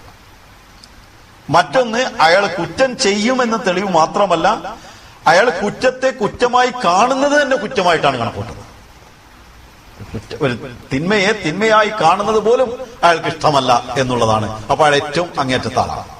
അയാളെയാണ് പേടിക്കേണ്ടത്. ഒരാൾ തിന്മ ചെയ്ത് ന്യായീകരിക്കുകയാണെങ്കിൽ അയാൾ എപ്പോഴും പേടിക്കണം. നമുക്ക് തിരിച്ചു വരാം. ഒരാൾ തിന്മ ചെയ്തിട്ട് അതിനെ ന്യായീകരിക്കാതിരിക്കുകയും തന്റെ റബ്ബിനോട് പൊറുക്കലിനെ തേടുകയും ചെയ്യുന്ന ഒരാളാണെങ്കിൽ, അങ്ങനെ അത് മനസ്സിലായി അള്ളാഹനെ ഓർമ്മ വന്ന ഉടനെ പൊറുക്കലിനെ തേടുന്ന ആളാണെങ്കിൽ അയാൾക്ക് മോക്ഷമുണ്ട്, അയാൾ സ്വർഗത്തിലേക്കാണ് ചരിക്കുന്നത് എന്ന് അയാൾക്ക് മനസ്സിലാക്കാൻ സാധിക്കും. അവർക്ക് അള്ളാഹുവിന്റെ മഗ്ഫിറത്തുണ്ട് അവന്റെ നാഥനിൽ നിന്ന്. അവർക്ക് താഴോരത്തുകൂടി അരുവികൾ ഒഴുകുന്ന ആരാമങ്ങളുണ്ട്. അവരതിൽ ചിരകാല വാസികളായിരിക്കും. വനിഅമ അജ്റുൽ ആമിലീൻ. അത്തരം സൽക്കർമ്മകാരികൾക്കുള്ള അനുഗ്രഹം എത്ര സമുന്നതമാണ്, എത്ര അനുഗ്രഹീതമാണ് എന്ന് ഖുർആൻ തുടർന്ന് പറയുന്നു. ഇനി മനുഷ്യന്റെ മനസ്സിൽ ഒരു എപ്പോ പാവം ചെയ്താലും ഒരു യഥാർത്ഥത്തിലുള്ള ഒരു ലജ്ജാഭാവം, അതാണ് മോക്ഷത്തിനുള്ള ഒരു അടയാളം. ആ ഭാവം ഇല്ലാത്ത ആള് സാരല്ല എന്ന് വിചാരിക്കുകയാണെങ്കിൽ അവന്റെ മോക്ഷത്തിനുള്ള അടയാളമല്ല, അവൻ സ്വർഗത്തിലേക്കല്ല എന്ന് പോകുന്നത് മനസ്സിലാകേണ്ടതാണ്. മൂന്നാമത്തെ അടയാളം, तीसरी अलामत यह है कि नेकी करके तबीयत में फखर, उजुब और तकब्बुर पैदा नहीं। अगर नेकी करके ऐसा नहीं होता तो ये समझे कि निजात की तरफ जा रहा है, क्योंकि निजात के माने कुर्ब इलाही के हैं।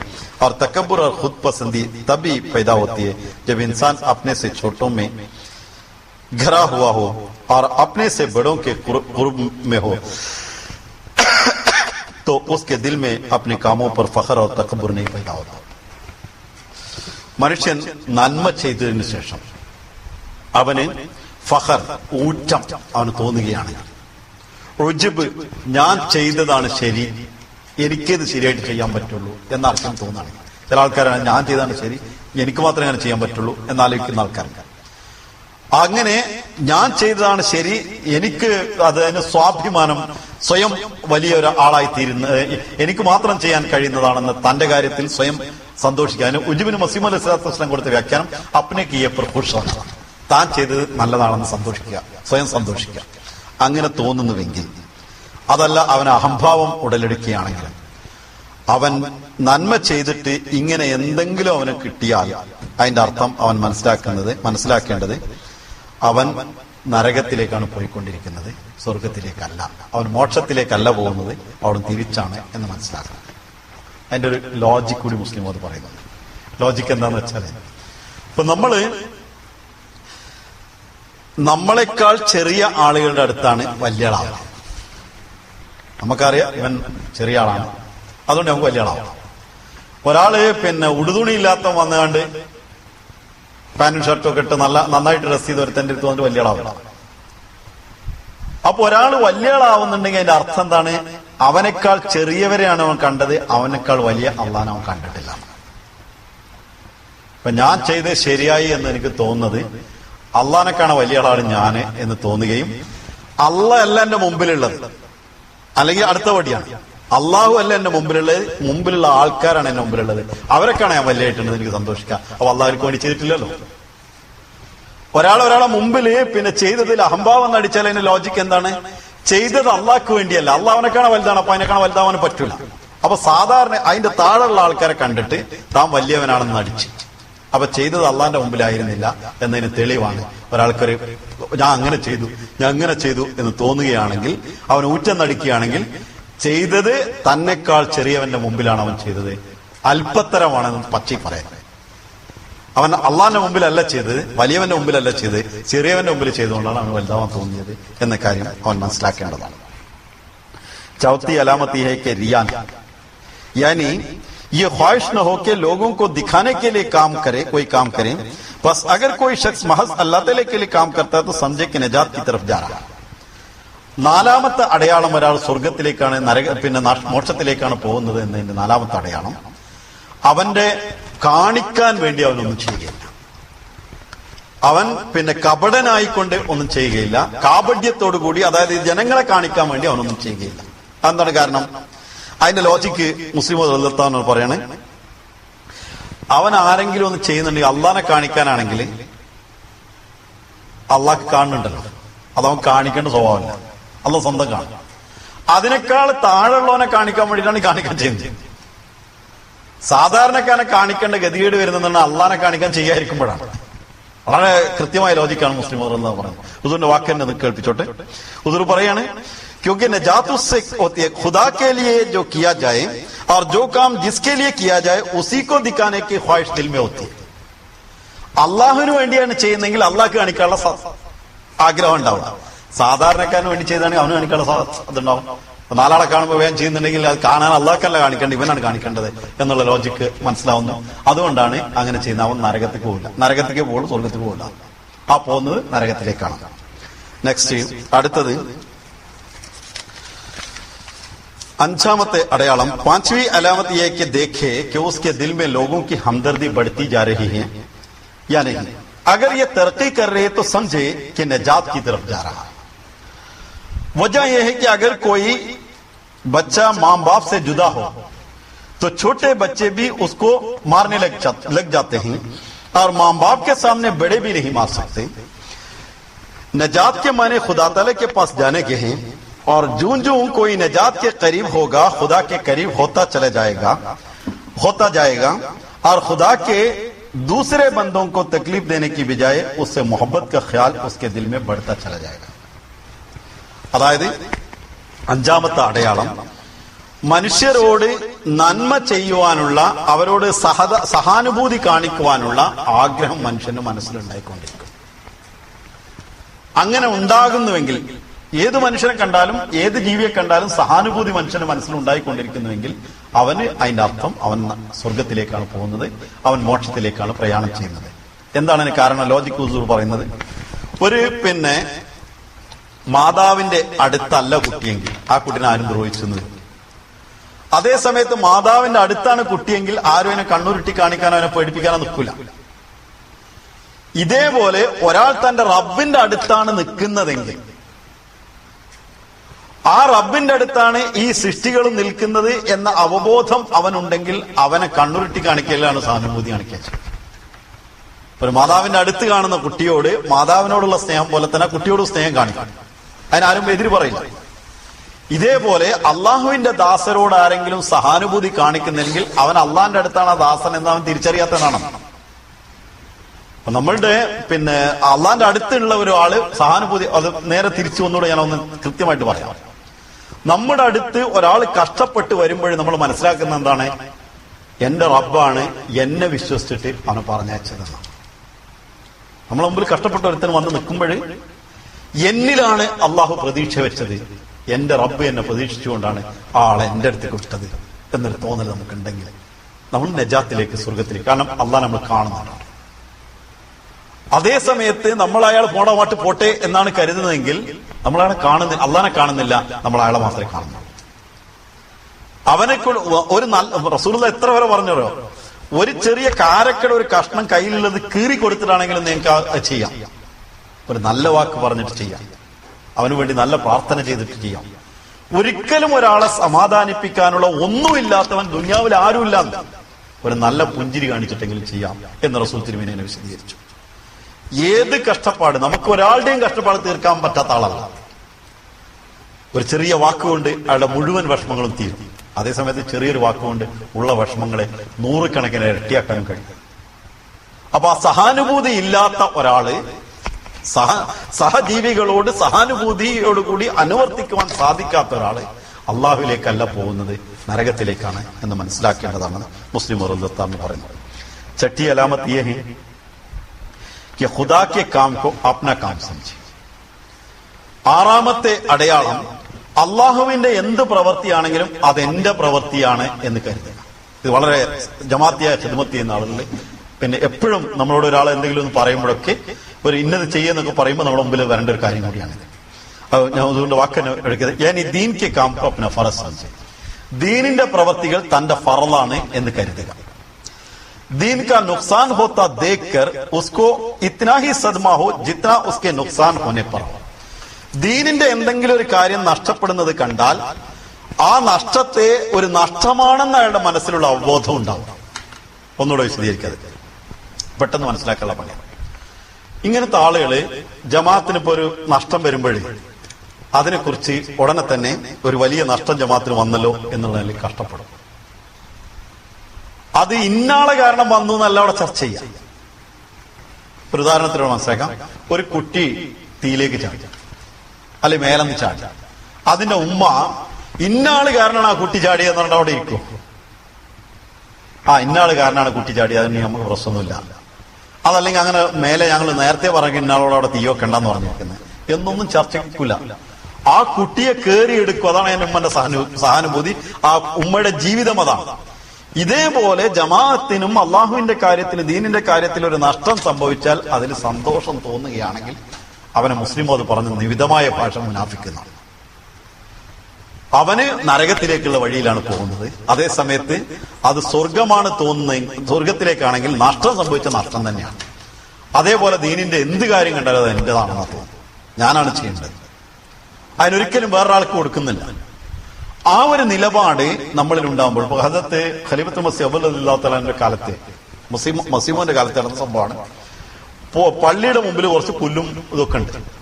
അതൊക്കെ വെട്ടിയെടുത്തിട്ട് ഒരാൾ അവിടെ ഇരുന്നിട്ട് പറയാണ്, ഇതൊന്ന് കൊണ്ടുപോയിടാറാണ്. അപ്പൊ ഈ വെട്ടിയെടുക്കുന്ന ആൾ കുറച്ച് വലിയ ആളാണ്. അയാൾ ഇത് ഏറ്റിക്കൊണ്ടുപോകാൻ മാത്രം അയാളെ വിചാരിച്ചിട്ടില്ല. ഇത് ഈ പുല്ലൊന്നും ആരാ പുറത്തേക്ക് കൊണ്ടുപോയിടുക എന്ന് പറഞ്ഞിട്ട് ഇങ്ങനെ നിൽക്കുമ്പോഴേ ഖലീഫത്തുൽ മസീഹ് അവ്വൽ പാഞ്ഞു വന്നിട്ടാണ് ഇങ്ങോട്ട് കൊണ്ടുപോയാൽ കൊണ്ടേക്കോളാം. അതായത് ഇത് എന്റേതാണ്, ഇതിന് ആളും വലിപ്പമൊന്നും ചെറുപ്പമൊന്നല്ല, ഇത് ഞാനാണ് കൊണ്ടേണ്ടത് എന്നുള്ള ആ ദീനിന്റെ കാര്യം എന്റേതാണ് എന്നൊരു തോന്നലാണ്. ആളാകെ അന്നും വിട്ടുപോയി. അന്നും ഖലീഫത്തുൽ മസീഹ് അവ്വലിന് പ്രത്യേക സ്ഥാനം മസീമോന്റെ അടുത്തുണ്ട്. പെട്ടെന്ന് കയറി വന്നപ്പോ താൻ വലിയ ആളാണെന്ന് വിചാരിച്ചത് അതിനേക്കാൾ വലിയ ആൾ വന്നിട്ട് ഞാൻ അടുത്ത് കൊണ്ടുപോവാ, കൊട്ടയേറ്റുന്നതുകൊണ്ട് ഒരു കുഴപ്പമില്ല എന്ന നിലയിലാണ്. അതാണോ? ഒരിക്കൽ ഈ ഒരു ഇതെനിക്ക് ഓർമ്മ വന്നൊരു സ്ഥലമുണ്ട്. ഞാനതൊന്ന് പറയുന്നത്, ഒരു സംവാദ വേളയിൽ, സംവാദത്തിന് ഞാനല്ല വേറെ ആരാണ്. അപ്പൊ സംവാദ വേളയില് എതിരാളി അതിശക്തമായി കയറി വരുമ്പോൾ എന്നോട് ഒരാൾ വന്നിട്ട് പറഞ്ഞു, അത് അങ്ങനെ തന്നെ ഉണ്ടാവുള്ളൂ, സംവാദത്തിന് നിൽക്കണേ നമ്മളാൾക്കാർ ഇന്ന ആൾക്കാരല്ലേ. അതായത് അവരെ നമ്മുടെ ഭാഗത്തുള്ള ആളെ കുറ്റം പറഞ്ഞുകൊണ്ട് മറ്റയാളെ കയറിയത് നമ്മളാളുടെ കുറവാണ് എന്ന സംവാദ വേളയിൽ എന്നോട് പറഞ്ഞു. ഞാൻ മർഹൂം അബുൽ ഹഫസായനോട് എനിക്ക് അയാളെ ഇഷ്ടമല്ല, അയാൾ ഇങ്ങനെ പറഞ്ഞു എന്ന് പറഞ്ഞു. അപ്പൊ മർഹൂം അബുൽ ഹഫസായ പറഞ്ഞു, അയാൾ ഭയങ്കര മുനാഫിക്കാണല്ലോ. കാരണം ഈ സമയത്ത് ജമാഅത്തിന് നഷ്ടം വരികയാണെങ്കിൽ അയാൾ സങ്കടപ്പെടല്ലേ വേണ്ട, അതിൽ സന്തോഷിക്കാനുള്ള മറ്റാളോടുള്ള ദേഷ്യം ഇവിടെയാണ് തീർക്കലെന്ന് ചോദിച്ചു.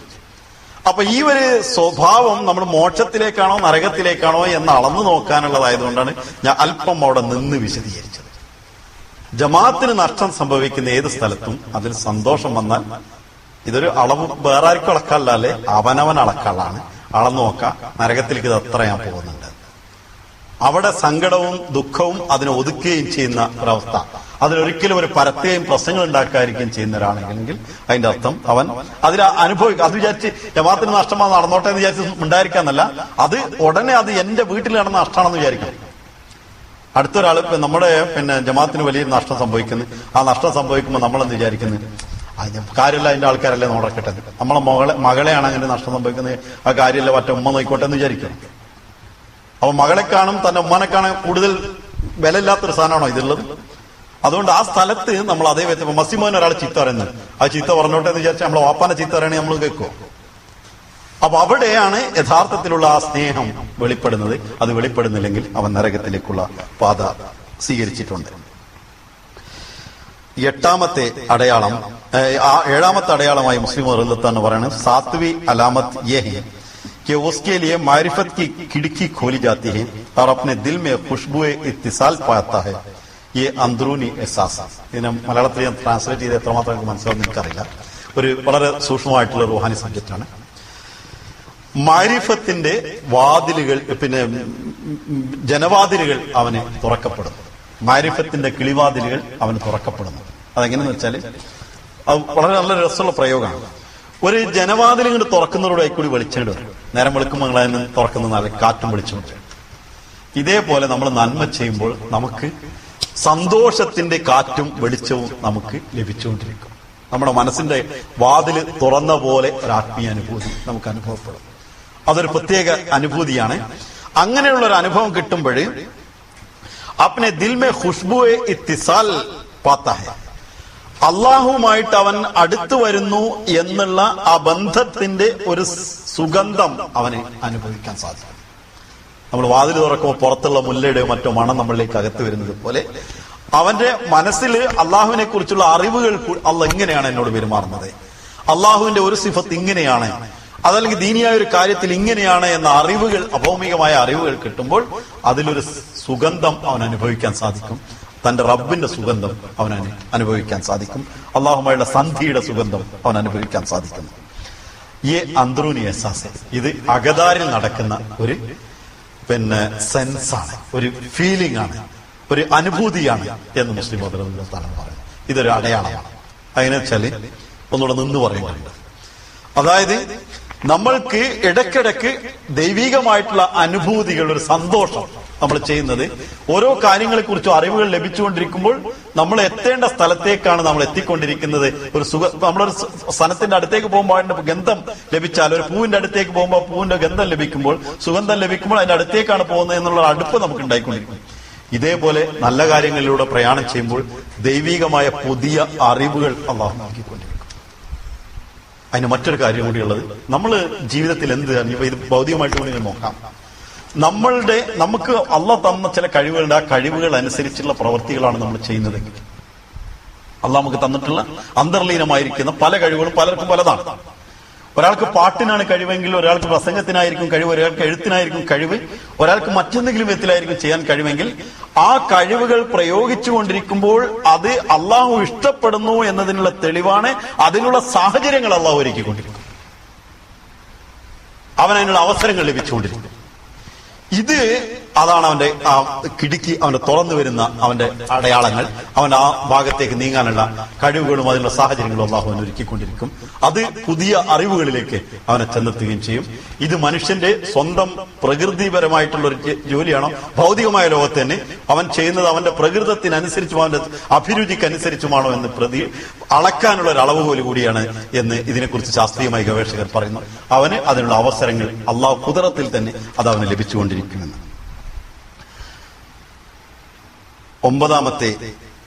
എട്ടാമത്തെ അടയാളം, अल्लाह ताला का जिक्र सुनकर उसका दिल डर जाता है। ख्वाह कितने ही जोश और गुस्से में हो, खुदा ताला का जब नाम जब आए तो ठहर जाता है और सोच लेता है कि मैं अल्लाह ताला के नाम की अजमत के खिलाफ तो नहीं काम करता. അത് എട്ടാമത്തെ അടയാളമായിട്ട് പറയുന്നത്, അവന് എത്ര കോപത്തിലുള്ള ആളാണെങ്കിലും മറ്റേത് അവസ്ഥയിലുള്ള ഏത് ഇമോഷണൽ ഫീലിംഗിലുള്ള ആളാണെങ്കിലും ആ സമയത്ത് അള്ളാന്റെ പേരാണ് കേട്ടാൽ അവിടെ നിന്നിട്ട് ഞാൻ അള്ളാന്റെ ഇഷ്ടത്തിനനുസരിച്ചല്ലാതെയാണോ പ്രവർത്തിക്കുന്നത് എന്ന് നിന്ന് ചിന്തിച്ചു.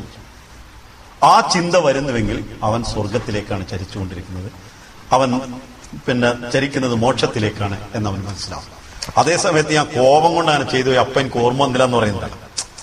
കോപത്തിന്റെ ശക്തി കൊണ്ട് എനിക്ക് അതൊന്നും ഓർമ്മ വന്നില്ല, അള്ളാഹിനെ കുറിച്ച് പറഞ്ഞപ്പോ എന്താ അള്ളാഹ് എന്ന് പറയുന്ന ആൾക്കാരുണ്ട്. ചില ആളുകൾ അങ്ങനെയാണ്, നമ്മൾ എന്തെങ്കിലും പറയാം അള്ളാഹ്ക്ക് പറഞ്ഞാൽ മതി എന്നൊക്കെ പറയില്ല, ദേഷ്യം പിടിച്ചിട്ട്. അപ്പോ അതിന്റെ അർത്ഥം ഇവ നരകത്തിക്ക് തന്നെ പോകാൻ മെനക്കെട്ട് പോകണമെന്നാണ്. ചില പോത്തുകളുണ്ട്, മഴ ചെയ്താലും ഇങ്ങനെ അടിച്ചാലും എന്ത് കാട്ടിയാലും കുത്തനെ നടന്നു പോകും.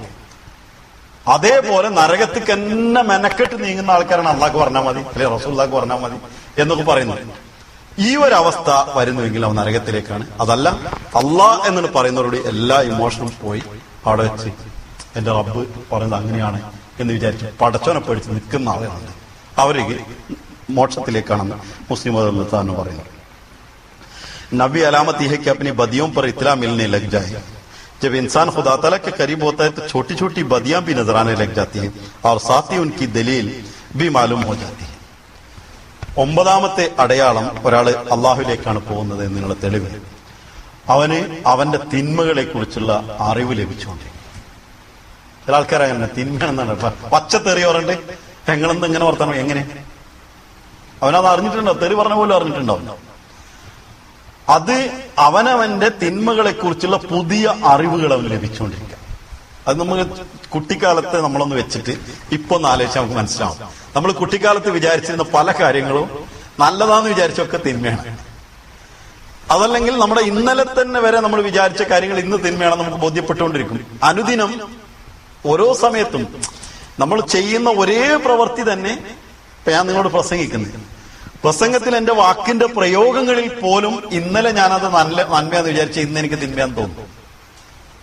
അത് നമുക്ക് പുതിയ പുതിയ കാര്യങ്ങളെ കുറിച്ചുള്ള അറിവുകൾ, നമ്മുടെ തിന്മയെ കുറിച്ചുള്ള അവബോധവും അതിന് നമ്മുടെ അന്ധക്കരണം നമ്മളോട് അത് തിന്മയാണ് ഇത് തിന്മയാണെന്ന് ചെറിയ ചെറിയ കാര്യങ്ങൾ നമുക്ക് ബോധ്യപ്പെടുത്തിക്കൊണ്ടിരിക്കും. ഇത് നമ്മൾ മോക്ഷത്തിലേക്കാണ് നടക്കുന്നത്, സ്വർഗത്തിലേക്കാണ് നടക്കുന്നത് എന്നതിനുള്ള തെളിവാണ് മുസ്ലിം റളിയല്ലാഹു തആല പറയുന്നത്. 10वीं अलामत यह कि ऐसे इंसान के लिए नेकियों की बारीक दर बारीक राहें खोली जाती हैं. कई नेकियां जो उसके ख्याल में भी नहीं होती वो उसे मालूम हो जाती है. 10ാമത്തെ അടയാളം അവൻ നന്മയുടെ പുതിയ വളരെ സൂക്ഷ്മമായതിൽ സൂക്ഷ്മമായിട്ടുള്ള പല നന്മകളും അവന് പുതുതായിട്ട് ഇങ്ങനെ കണ്ടുകൊണ്ടിരിക്കും. ഇന്നലെ വരെ അവന് തിരിച്ചറിയാത്ത പല നന്മകളും ഇന്ന് അവന് മുമ്പിൽ വന്നുകൊണ്ടിരിക്കും. ആ നന്മകൾ അവൻ മനസ്സിലാക്കിക്കൊണ്ടിരിക്കുകയും അതിൽ അവൻ മുമ്പോട്ട് പോകാൻ ശ്രമിച്ചുകൊണ്ടിരിക്കുകയും ചെയ്യുകയാണെങ്കിൽ അവൻ സ്വർഗത്തിലേക്കാണ് പോകുന്നത് എന്ന് പറയും. ചില ആളുകൾക്ക് നന്മ ഇന്നലെയുള്ള നന്മ തന്നെ കഴിഞ്ഞു. ഒരു നന്മയിൽ തന്നെ ഇപ്പൊ നിസ്കാരം എന്ന് പറഞ്ഞാൽ അത് കയ്യെട്ടലാണ്, വാങ്ങൊടുക്കലാണ്, നിസ്കരിക്കലാണ് മാത്രമേ ഉള്ളൂ. അതിൽ പിന്നെന്താന്ന് അറിയാം. അതേപോലെ നോമ്പ് വെക്കുകയാണെങ്കിൽ തുപ്പി നടക്കലാണ്, അല്ലെങ്കിൽ ഭക്ഷണം കഴിക്കാതിരിക്കലാണെന്ന് മാത്രമേ അറിയുള്ളൂ. അതിന്റെ ബാക്കി എന്താണെന്ന് അറിയാം. ഓരോ നന്മയിലും അതിന്റെ അതിസൂക്ഷ്മമായ വശങ്ങളിലൂടെ അവന് പുരോഗതി വന്നുകൊണ്ടിരിക്കുകയാണെങ്കിൽ അവൻ സഞ്ചരിക്കുന്നത് അള്ളാഹുവിന്റെ വഴിയിലാണ്. കാരണം അള്ളാഹ് പറയുന്നത് വല്ലദീന ജാഹദു ഫീനാ ലനഹ്ദിയന്നഹും സുബ്ലനാ, എന്റെ വഴിയിൽ ആരാണോ കഠിനാധ്വാനം ചെയ്യുന്നത് അവൻ എന്റെ വഴികൾ ഞാൻ കാണിച്ചു കൊടുക്കും എന്ന അള്ളാന്റെ വാഗ്ദാനമാണ്. അതുകൊണ്ട് നന്മയുടെ വഴികൾ പുതുതായിട്ട് നമുക്ക് ലഭിച്ചുകൊണ്ടേയിരിക്കും. 11ാമത്തെ അടയാളമായി മുസ്ലിം റളിയല്ലാഹു പറഞ്ഞു 11वीं अलामत यह है कि ऐसा इंसान हर हालत में अल्लाह की क़ज़ा व क़दर पर खुश होता है. വളരെ ഗഹനമായിട്ടുള്ള സംഗതിയാണ്. മോക്ഷത്തിലേക്ക് സഞ്ചരിക്കുന്ന ആള് അള്ളാഹുവിന്റെ ഖളാ വ ഖദർ, ഇതിന് മലയാളത്തിൽ പറയുകയാണെങ്കിൽ നിർണയവും വിധിയും എന്ന് പറയാം. അള്ളാഹിന്റെ വിധിയുണ്ട്, അള്ളാഹ് നിർണയിക്കുന്നുണ്ട്. ഒന്നുകൂടെ മനസ്സിലാക്കിയാൽ വിധി എന്ന് പറയുന്നത് അത് നമ്മളുടെ നന്മയ്ക്ക് വേണ്ടി അള്ളാഹ് നേരത്തെ തീരുമാനിച്ചു വെച്ചാണ്. നിർണയം എന്ന് പറയുന്നത് ചില സമയങ്ങളിൽ നമുക്ക് നന്മയാണെന്ന് മാറ്റാൻ വേണ്ടിയിട്ട് നമ്മളുടെ ചില ചലനങ്ങൾക്കനുസരിച്ച് തന്നെ നന്മയാക്കി മാറ്റും, തിന്മയാക്കി മാറ്റും. ഇങ്ങനെ അള്ളാന്റെ വിധിയിലെ 2 തലങ്ങളെ ആണ് ഖളാ വ ഖദർ എന്ന് ഉറുദുവിൽ പറയുന്നത്. അത് ജഅലല്ലാഹു ലികുല്ലി ഷൈഇൻ ഖദറ, എല്ലാത്തിനും അള്ളാഹ് ഒരു വിധി, ഒരു നിർണയം വെച്ചിട്ടുണ്ട്. ഇതിലാണ് ഇതിന് നന്മ, ഇതിലാണ് തിന്മ. വല്ലാഹു ബാലിഗുൻ അംരിഹി, ബാലിഗു അംരിഹി, അള്ളാഹ് തന്റെ അമ്രിലേക്ക് അവൻ കൊണ്ടെത്തിക്കും, ആ വിധി അനുസരിച്ച് കൊണ്ടെത്തിക്കും. ആ കൊണ്ടെത്തിക്കുന്ന പ്രോസസ്സിംഗ് ഘട്ടത്തിൽ ചില കാര്യങ്ങൾ നമ്മുടെ സാഹചര്യങ്ങൾക്ക് അനുസൃതമായി തിരിച്ചും മറിച്ചും വിധികൾ വന്നിരും. അതാണ് ഖദർ. അത് ചില സമയത്ത് ഇറങ്ങും, ചില സമയത്ത് ഇറങ്ങും. ഇത് ഏത് വിധത്തിലാണെങ്കിലും അതിൽ തൃപ്തി എന്ന നിലയിൽ നമുക്കുണ്ടെങ്കിൽ അതിന്റെ വർഷം തദ്ബീർ ഒന്നും ചെയ്യില്ല, അയാൾ പണിയൊന്നും കൊടുക്കൂല എന്നല്ല. അള്ളാന്റെ വിധിന്റെ തലേക്ക് വീണിക്കണ്, നീ അവിടെ ഉണ്ടായിരുന്നാൽ മതി നിൽക്കുന്ന ആളല്ല. മറിച്ച് ആ തദ്ബീറും അവൻ ചെയ്യും. പക്ഷെ അതേ സമയത്ത് അള്ളാന്റെ വിധി എന്താണെങ്കിലും അതിൽ പൂർണ്ണ സംതൃപ്തനായിരിക്കുക എന്നുള്ളതാണ് ഏറ്റവും പ്രധാനപ്പെട്ട ഒരടയാളം. ഞാൻ ഇതിനെക്കുറിച്ച് കഴിഞ്ഞ തവണ ഒരു കാര്യം പറഞ്ഞതുകൂടെ പറഞ്ഞിട്ട് നിർത്താം. കാരണം ഇനി ഇതിന്റെ അടുത്ത അടയാളം നജാത്തിൽ നിന്ന് തിരിച്ചോടുന്നവൻ എങ്ങനെയെന്നാണ്. അത് ഇതിന്റെ ഓപ്പോസിറ്റ് ആണ്. പക്ഷെ അത് അടുത്ത ക്ലാസ്സിൽ വരുമ്പോൾ ഇതൊന്നുകൂടി ആവർത്തിച്ച മാതിരി ഉണ്ടായിരിക്കും. അതുകൊണ്ട് ഞാൻ ഇവിടെ വെച്ച് നിർത്താം. പക്ഷെ ഈ ഖളാ വ ഖദർ എന്ന് പറയുന്നത് നമ്മൾ ആദ്യം മനസ്സിലാക്കേണ്ട അള്ളയാണ് ആലിം, നമ്മൾ വിവരമില്ലാത്തതാണ്. അള്ളാഹ്ക്കാണ് നമ്മളെക്കുറിച്ച്, നമ്മുടെ എല്ലാ പ്രശ്നങ്ങളെ കുറിച്ച് നന്നായിട്ട് അറിയുന്നത്. അള്ളാഹ് ആ അറിവ് അനുസരിച്ചിട്ടാണ് വിധിക്കുന്നത്. നമ്മളോ നമ്മളെ അറിവനുസരിച്ചിട്ട് ആ വിധിയെ പഴിക്കുന്നത്. നമുക്ക് നമ്മുടെ വയറ്റിലുള്ള സാധനം എന്താണെന്ന് കൂടി തിരിച്ചറിയാം. ഇവിടെ പുറത്തുള്ള സാധനം. നമുക്കൊരു വയറ്റുവേദന വന്നാൽ എന്തുകൊണ്ടെന്ന് നമുക്കറിയില്ല. നമ്മൾ കഴിക്കുന്ന ഭക്ഷണം അവിടെ എന്ത് സംഭവിക്കും നമ്മൾ അറിയുന്നില്ല. പക്ഷെ നമ്മൾ ലോകത്ത് നടക്കുന്നതൊക്കെ നമുക്ക് അനുകൂലമാണോ പ്രതികൂലമാണോ എന്ന് വിധിക്കാൻ കൃത്യം ചെയ്യും. അപ്പൊ വിധിയെക്കുറിച്ച് ഒരു ആയത്തിന്റെ അടിസ്ഥാനത്തിൽ പറഞ്ഞപ്പെട്ടെന്ന് മനസ്സിലാവും. ഉദാഹരണമായിട്ട്, നിങ്ങളെ ചില പ്രത്യേക കാര്യങ്ങൾ കൊണ്ട്, ധനനഷ്ടം കൊണ്ട്, ആളുകൾ നഷ്ടപ്പെട്ടുകൊണ്ട്, സ്വന്തക്കാർ നഷ്ടപ്പെട്ടുകൊണ്ട്, മറ്റു വിധത്തിലുള്ള കഷ്ടപ്പാടുകൾ വന്നുകൊണ്ടും അരിഷ്ടതകൾ വന്നുകൊണ്ടും നിങ്ങളെ ഞാൻ പരീക്ഷിക്കും എന്നല്ല പറയും. പരീക്ഷണം ഖളാ ഖദറിന്റെ ഒരു ഭാഗമാണ്. ആ പരീക്ഷണത്തിൽ അള്ളാഹ് പറയുന്നത് വബശ്ശിരി സ്വാബിരീൻ, സബർ ചെയ്യുന്നവർക്ക് സുവാർത്ത നൽകുക. ഇതെന്തോ തമാശ അടിയാൻ തോന്നുന്നു. സബർ ചെയ്തവർക്ക് സുവാർത്ത അല്ലേ പറഞ്ഞത്, സുവാർത്തയാവണല്ലോ. അല്ലാതെ നമുക്ക് സന്തോഷത്തോടുകൂടി ഒരു കാര്യത്തിൽ സബർ ചെയ്യുമ്പോൾ നമുക്ക് സന്തോഷം കിട്ടിയിട്ടില്ലെങ്കിൽ അത് സബർ അല്ലേ നമ്മൾ ചെയ്തിട്ടുള്ളത്, വേറെ എന്താണ് ചെയ്തിട്ടുള്ളത്, ഇടങ്ങേറായി എന്ന് മാത്രമേ പറയാൻ പറ്റുള്ളൂ. അപ്പൊ അത് എങ്ങനെയാണ് എന്നുള്ളതിനെ കുറിച്ച് അള്ളാഹ് പറഞ്ഞത്, അവര് പറയുന്ന വാക്കുണ്ട്, അതിലാണതുള്ളത്. ഇന്നാ ലില്ലാഹി വ ഇന്നാ ഇലൈഹി റാജിഊൻ. നാം അള്ളാഹുവിനുള്ളവരാണ്, അള്ളാഹുവിലേക്ക് ചെന്നെത്തുന്നവരാണ്, മടങ്ങിപ്പോകുന്നവരാണ്. ഇപ്പൊ നമ്മൾ ഇങ്ങോട്ട് ഒരു സ്ഥലത്തേക്ക് പോകുമ്പോൾ, പണ്ടൊക്കെ പള്ളിക്ക് പോകുമ്പോൾ ഒരു കൊടയും ഒരു ടോർച്ച് കൊടുത്തിട്ടാണ് പോകുന്നത്. അപ്പൊ പള്ളിക്ക് പോകുമ്പോൾ കൊടയും ടോർച്ചും എടുത്തിട്ട് പോയാല് ആ കൊടയും ടോർച്ചും എടുത്തിട്ട് വീട്ടിൽ പോകുമ്പോൾ തിരിച്ചു വരും. അത് നമ്മളതാണ്. പോകുമ്പോൾ എന്ത് കൊണ്ടുപോയോ അത് തിരിച്ചു വരും, നമ്മളതായത്. നമ്മൾ കൊട ഇല്ലാതെ പോയിട്ടുണ്ട്, വേറൊരുത്തന്റെ കൊട എടുത്ത് തിരിച്ചു വരാൻ പറ്റില്ലല്ലോ. അതേസമയത്ത് കൊട ഇല്ലാതെ പോകുമ്പോൾ അവിടുന്ന് ഒരുത്തൻ കൊട തന്ന് കുറച്ച് നേരത്തെ, അല്ലെങ്കിൽ ടോർച്ച് തന്ന് കുറച്ച് സമയത്ത്, അപ്പൊ അതവിടെ കൊടുത്ത് തിരിച്ചു വരുമ്പോ നമ്മൾ എന്താ പറയുന്നത്, കൊട അവന്റെ ആയിരുന്നു, ടോർച്ച് അവന്റെ ആയിരുന്നു, അത് ആവശ്യം കഴിഞ്ഞ് അവിടെ തിരിച്ചു കൊടുത്ത് തിരിച്ചു വന്നു, നമുക്ക് സന്തോഷം ഉണ്ടാവുമല്ലോ. അതേസമയത്ത് കൊട കുറച്ചേരം അവൻ തന്നു, അതിനെ അവൻ പിടിച്ചു വാങ്ങിയത്. അവൻ കുറച്ചേരം ഉപയോഗിക്കാൻ വേണ്ടി തന്നു, ആ ടോർച്ചെന്തിന് പിന്നെ അവൻ വാങ്ങിയത്. ഇനി ഇതൊന്നും ഇപ്പൊ പറഞ്ഞാൽ മനസ്സിലാകുന്നൊരു പെൻ എഴുതണം, എന്നിട്ട് കുറച്ചേരം എഴുതി കഴിഞ്ഞിട്ട് അത് തിരിച്ചു വാങ്ങി നമുക്ക് ആയിരിക്കും ദേഷ്യം ഉണ്ടാവണം. അത് നമ്മുടേതല്ല, അത് നമുക്ക് വേണ്ടി അള്ളാഹു കുറച്ച് സമയത്തേക്ക് തന്നതാണ്. ആ തന്നത് ഇനിയും നമ്മളതല്ലാത്തൊരു സാധനം നമ്മളെ അടുത്ത് വെക്കുന്നത്, സ്ഥിരമായി വെക്കുന്നത് അള്ളാന്റെ വിധിയിൽ ഉൾപ്പെട്ടതല്ല, നമ്മുടെ നന്മയിൽ ഉൾപ്പെട്ടതല്ല. അതുകൊണ്ട് അള്ളാഹു ഇത് മാറ്റിവെച്ചാണ്.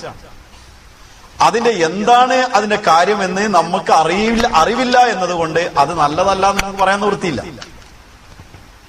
അപ്പൊ അത് നമ്മുടേതല്ല എന്ന് അള്ളാഹു നമ്മെ ബോധ്യപ്പെടുത്തിയതാണ് അത് വാങ്ങി എന്നുള്ളത്.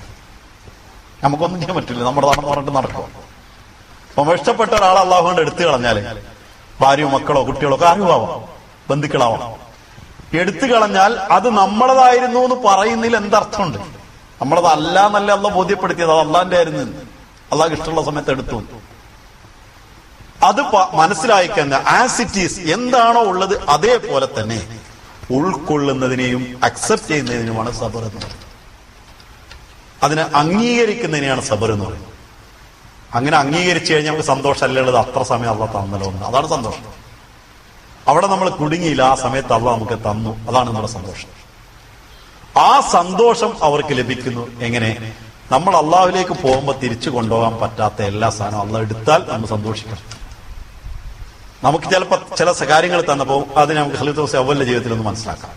ഖലീഫത്തുൽ മസീഹ് അവ്വലിന്റെ ഒരു കുട്ടി മരിച്ചു കഴിഞ്ഞ് മറവ് ചെയ്ത് വന്ന് അസ്ർ നിസ്കരിക്കാൻ വേണ്ടി നിൽക്കുമ്പോൾ അൽഹംദുലില്ലാഹി റബ്ബിൽ ആലമീൻ എങ്ങനെയാണ് ഞാൻ ഓതുക എന്നൊരു അല്പനേരത്തിനൊരു തറദ്ദു എന്ന് പറയും, എക്കച്ചക്ക എന്ന് പറയല്ലോ മലയാളത്തിൽ, നാളെ മലയാളത്തിൽ, അതായത് ഒരു സന്ദേഹമായി, ഞാൻ എങ്ങനെയാണ് അള്ളാഹ്ക്കിന് സർവസ്തുതിയും എന്റെ മകൻ മരിച്ചു പോയിട്ട് പറയാം. അത് കുട്ടികൾ നിരന്തരം മരിച്ചിരുന്ന സമയമാണ്. അപ്പോ ഉടനെ തന്നെ മനസ്സിലൊരു ഇൽക്ക, ഒരു ഇടുത്തി വീഴുന്ന പോലെ ഒരു സാധനം, നൂറുദ്ദീൻ നിന്റെ തലപ്പാവ് എടുത്ത് നിലത്ത് തട്ടി കളിക്കുന്ന ഒരുത്തനായിരുന്നു അതെങ്കിൽ നീ അൽഹംദുലില്ലാ എന്ന് പറയുമോ? അതായത് താന് കിട്ടിയ എല്ലാ ബഹുമതികളും എല്ലാ അനുഗ്രഹങ്ങളും മുഴുവൻ കളഞ്ഞു കുളിക്കുന്ന ഒരുത്തനാണ് ആ മകനായിരുന്നെങ്കിൽ അൽഹംദുലില്ലാ എന്ന് പറയില്ലേ മരിക്കും. അതുപോലുള്ള സാഹചര്യങ്ങൾ അത് എല്ലാവരും അങ്ങനെ ചെയ്യണമെന്നല്ല. പക്ഷെ നമ്മുടെ ഒരു ഇന്ന് രാവിലെ ഒരാളെ ഞാൻ ഇങ്ങോട്ട് വന്നുകൊണ്ടിരിക്കുമ്പോൾ കൂടെയുള്ള സുഹൃത്ത് നമ്മോട് പറയണേ, എന്ത് പറഞ്ഞാലും അയാൾ കേൾക്കുന്നില്ല, അയാൾ കാറിലിരുന്ന് വേറെ എടുക്കുമോ നോക്കിയിരിക്കുക. അപ്പൊ അവസാനം ഞാൻ കളിയാക്കിയിട്ട് പറഞ്ഞു, നാട്ടിൽ നിന്ന് ഇങ്ങോട്ട് എത്തിയിട്ടില്ലെന്ന് ചോദിച്ചു. എത്തിയിട്ട് ഒരാഴ്ചയായിട്ടുള്ളൂ. അപ്പൊ എന്റെ ഗർഭിണിയായിരുന്ന ഭാര്യ അത് അബോർഷൻ ഇട്ടുണ്ട്, അതിന്റെ വിഷമത്തിലാണ് ഞാനെന്നാ. അപ്പൊ ഞാൻ പറഞ്ഞു, ഒരു ഹദീസിലൊരു സംഭവം വന്നിട്ടുണ്ട്, മീർ മുഹമ്മദ് ഇസാഖ് സാഹിബ് അതിനെ ഇസ്മായിൽ സാഹിബ് അതിനെ തന്റെ മഫ്റത്തെ ഇലാഹിൽ വിവരിച്ചിട്ടുണ്ട്.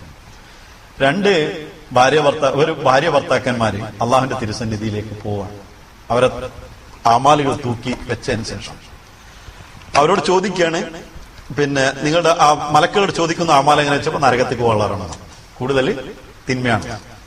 അവ നരകത്തിലേക്ക് കൊണ്ടുപോകുമ്പോൾ ഒരു കുട്ടി, അദ്ദേഹം പറയുന്നത് ഞാൻ കശ്ഫിൽ കണ്ടതാണ്, ഹദീസിലുള്ള സംഭവം താൻ കശ്ഫിൽ കണ്ടതാണ്. തന്റെ പുക്കൾ കൊടി വാരിയെടുത്തുകൊണ്ട് ഒരു കുട്ടി വരും, പറയുന്നു എന്റെ ഉമ്മയും ഉപ്പയും എനിക്ക് ജീവിതത്തിൽ അവരുടെ കൂടെ ഞാൻ ജീവിച്ചിട്ടില്ല, ഞാൻ അവരെ പ്രതീക്ഷിച്ചിരുന്ന് ഇന്നു മുതൽ ജീവിക്കുമെന്ന് കരുതിയിട്ടാണ്, ഇന്ന് അവർ നരകത്തിലേക്ക് പോകുന്നു എന്ന് പറഞ്ഞുകൊണ്ട് അള്ളാഹുവിന്റെ ഭാഗത്തേക്ക് നോക്കി. അതിൽ അള്ളാഹ് പറഞ്ഞു, നീ അവരെ കൂട്ടിക്കൊണ്ട് സ്വർഗത്തിലേക്ക് പോകുന്നു. അപ്പൊ ഒരു കുട്ടി വളർത്തിയുണ്ടാക്കി അത് എത്രയോ മേലെത്തി, അത് നമ്മളെ നരകത്തിലേക്കാ കൊണ്ടുപോവുക സ്വർഗത്തിലേക്കാ കൊണ്ടുപോകാൻ തിരിച്ചറിയാൻ പറ്റില്ല. പക്ഷെ ഈ കുട്ടി നമ്മളുടെ യാതൊരു വിധത്തിലുള്ള കാര്യങ്ങളും നമുക്ക് പിടിച്ചു വെക്കാൻ പറ്റാത്ത സ്ഥലത്ത് അള്ളാഹ് സ്വന്തം കൈകൊണ്ട് പിടിച്ചു വെക്കുമ്പോഴേ അത് നമ്മുടെ സ്വർഗത്തിലേക്കാണ് കൊണ്ടുപോവുക എന്നുണ്ടെങ്കിൽ തർക്കമില്ല. അതാണല്ലോ കാണിച്ചു കൊടുത്ത കശ്മീർ, അതാണല്ലോ ഹദീസിൽ വിവരിച്ചത്.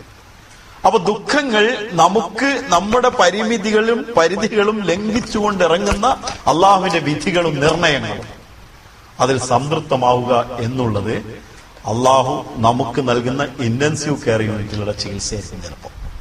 അതല്ലെങ്കിൽ നമ്മുടെ ചെറിയൊരു സാധനം വാങ്ങിയിട്ട് വലിയൊരു സാധനം തരാനുള്ളതായിരിക്കും.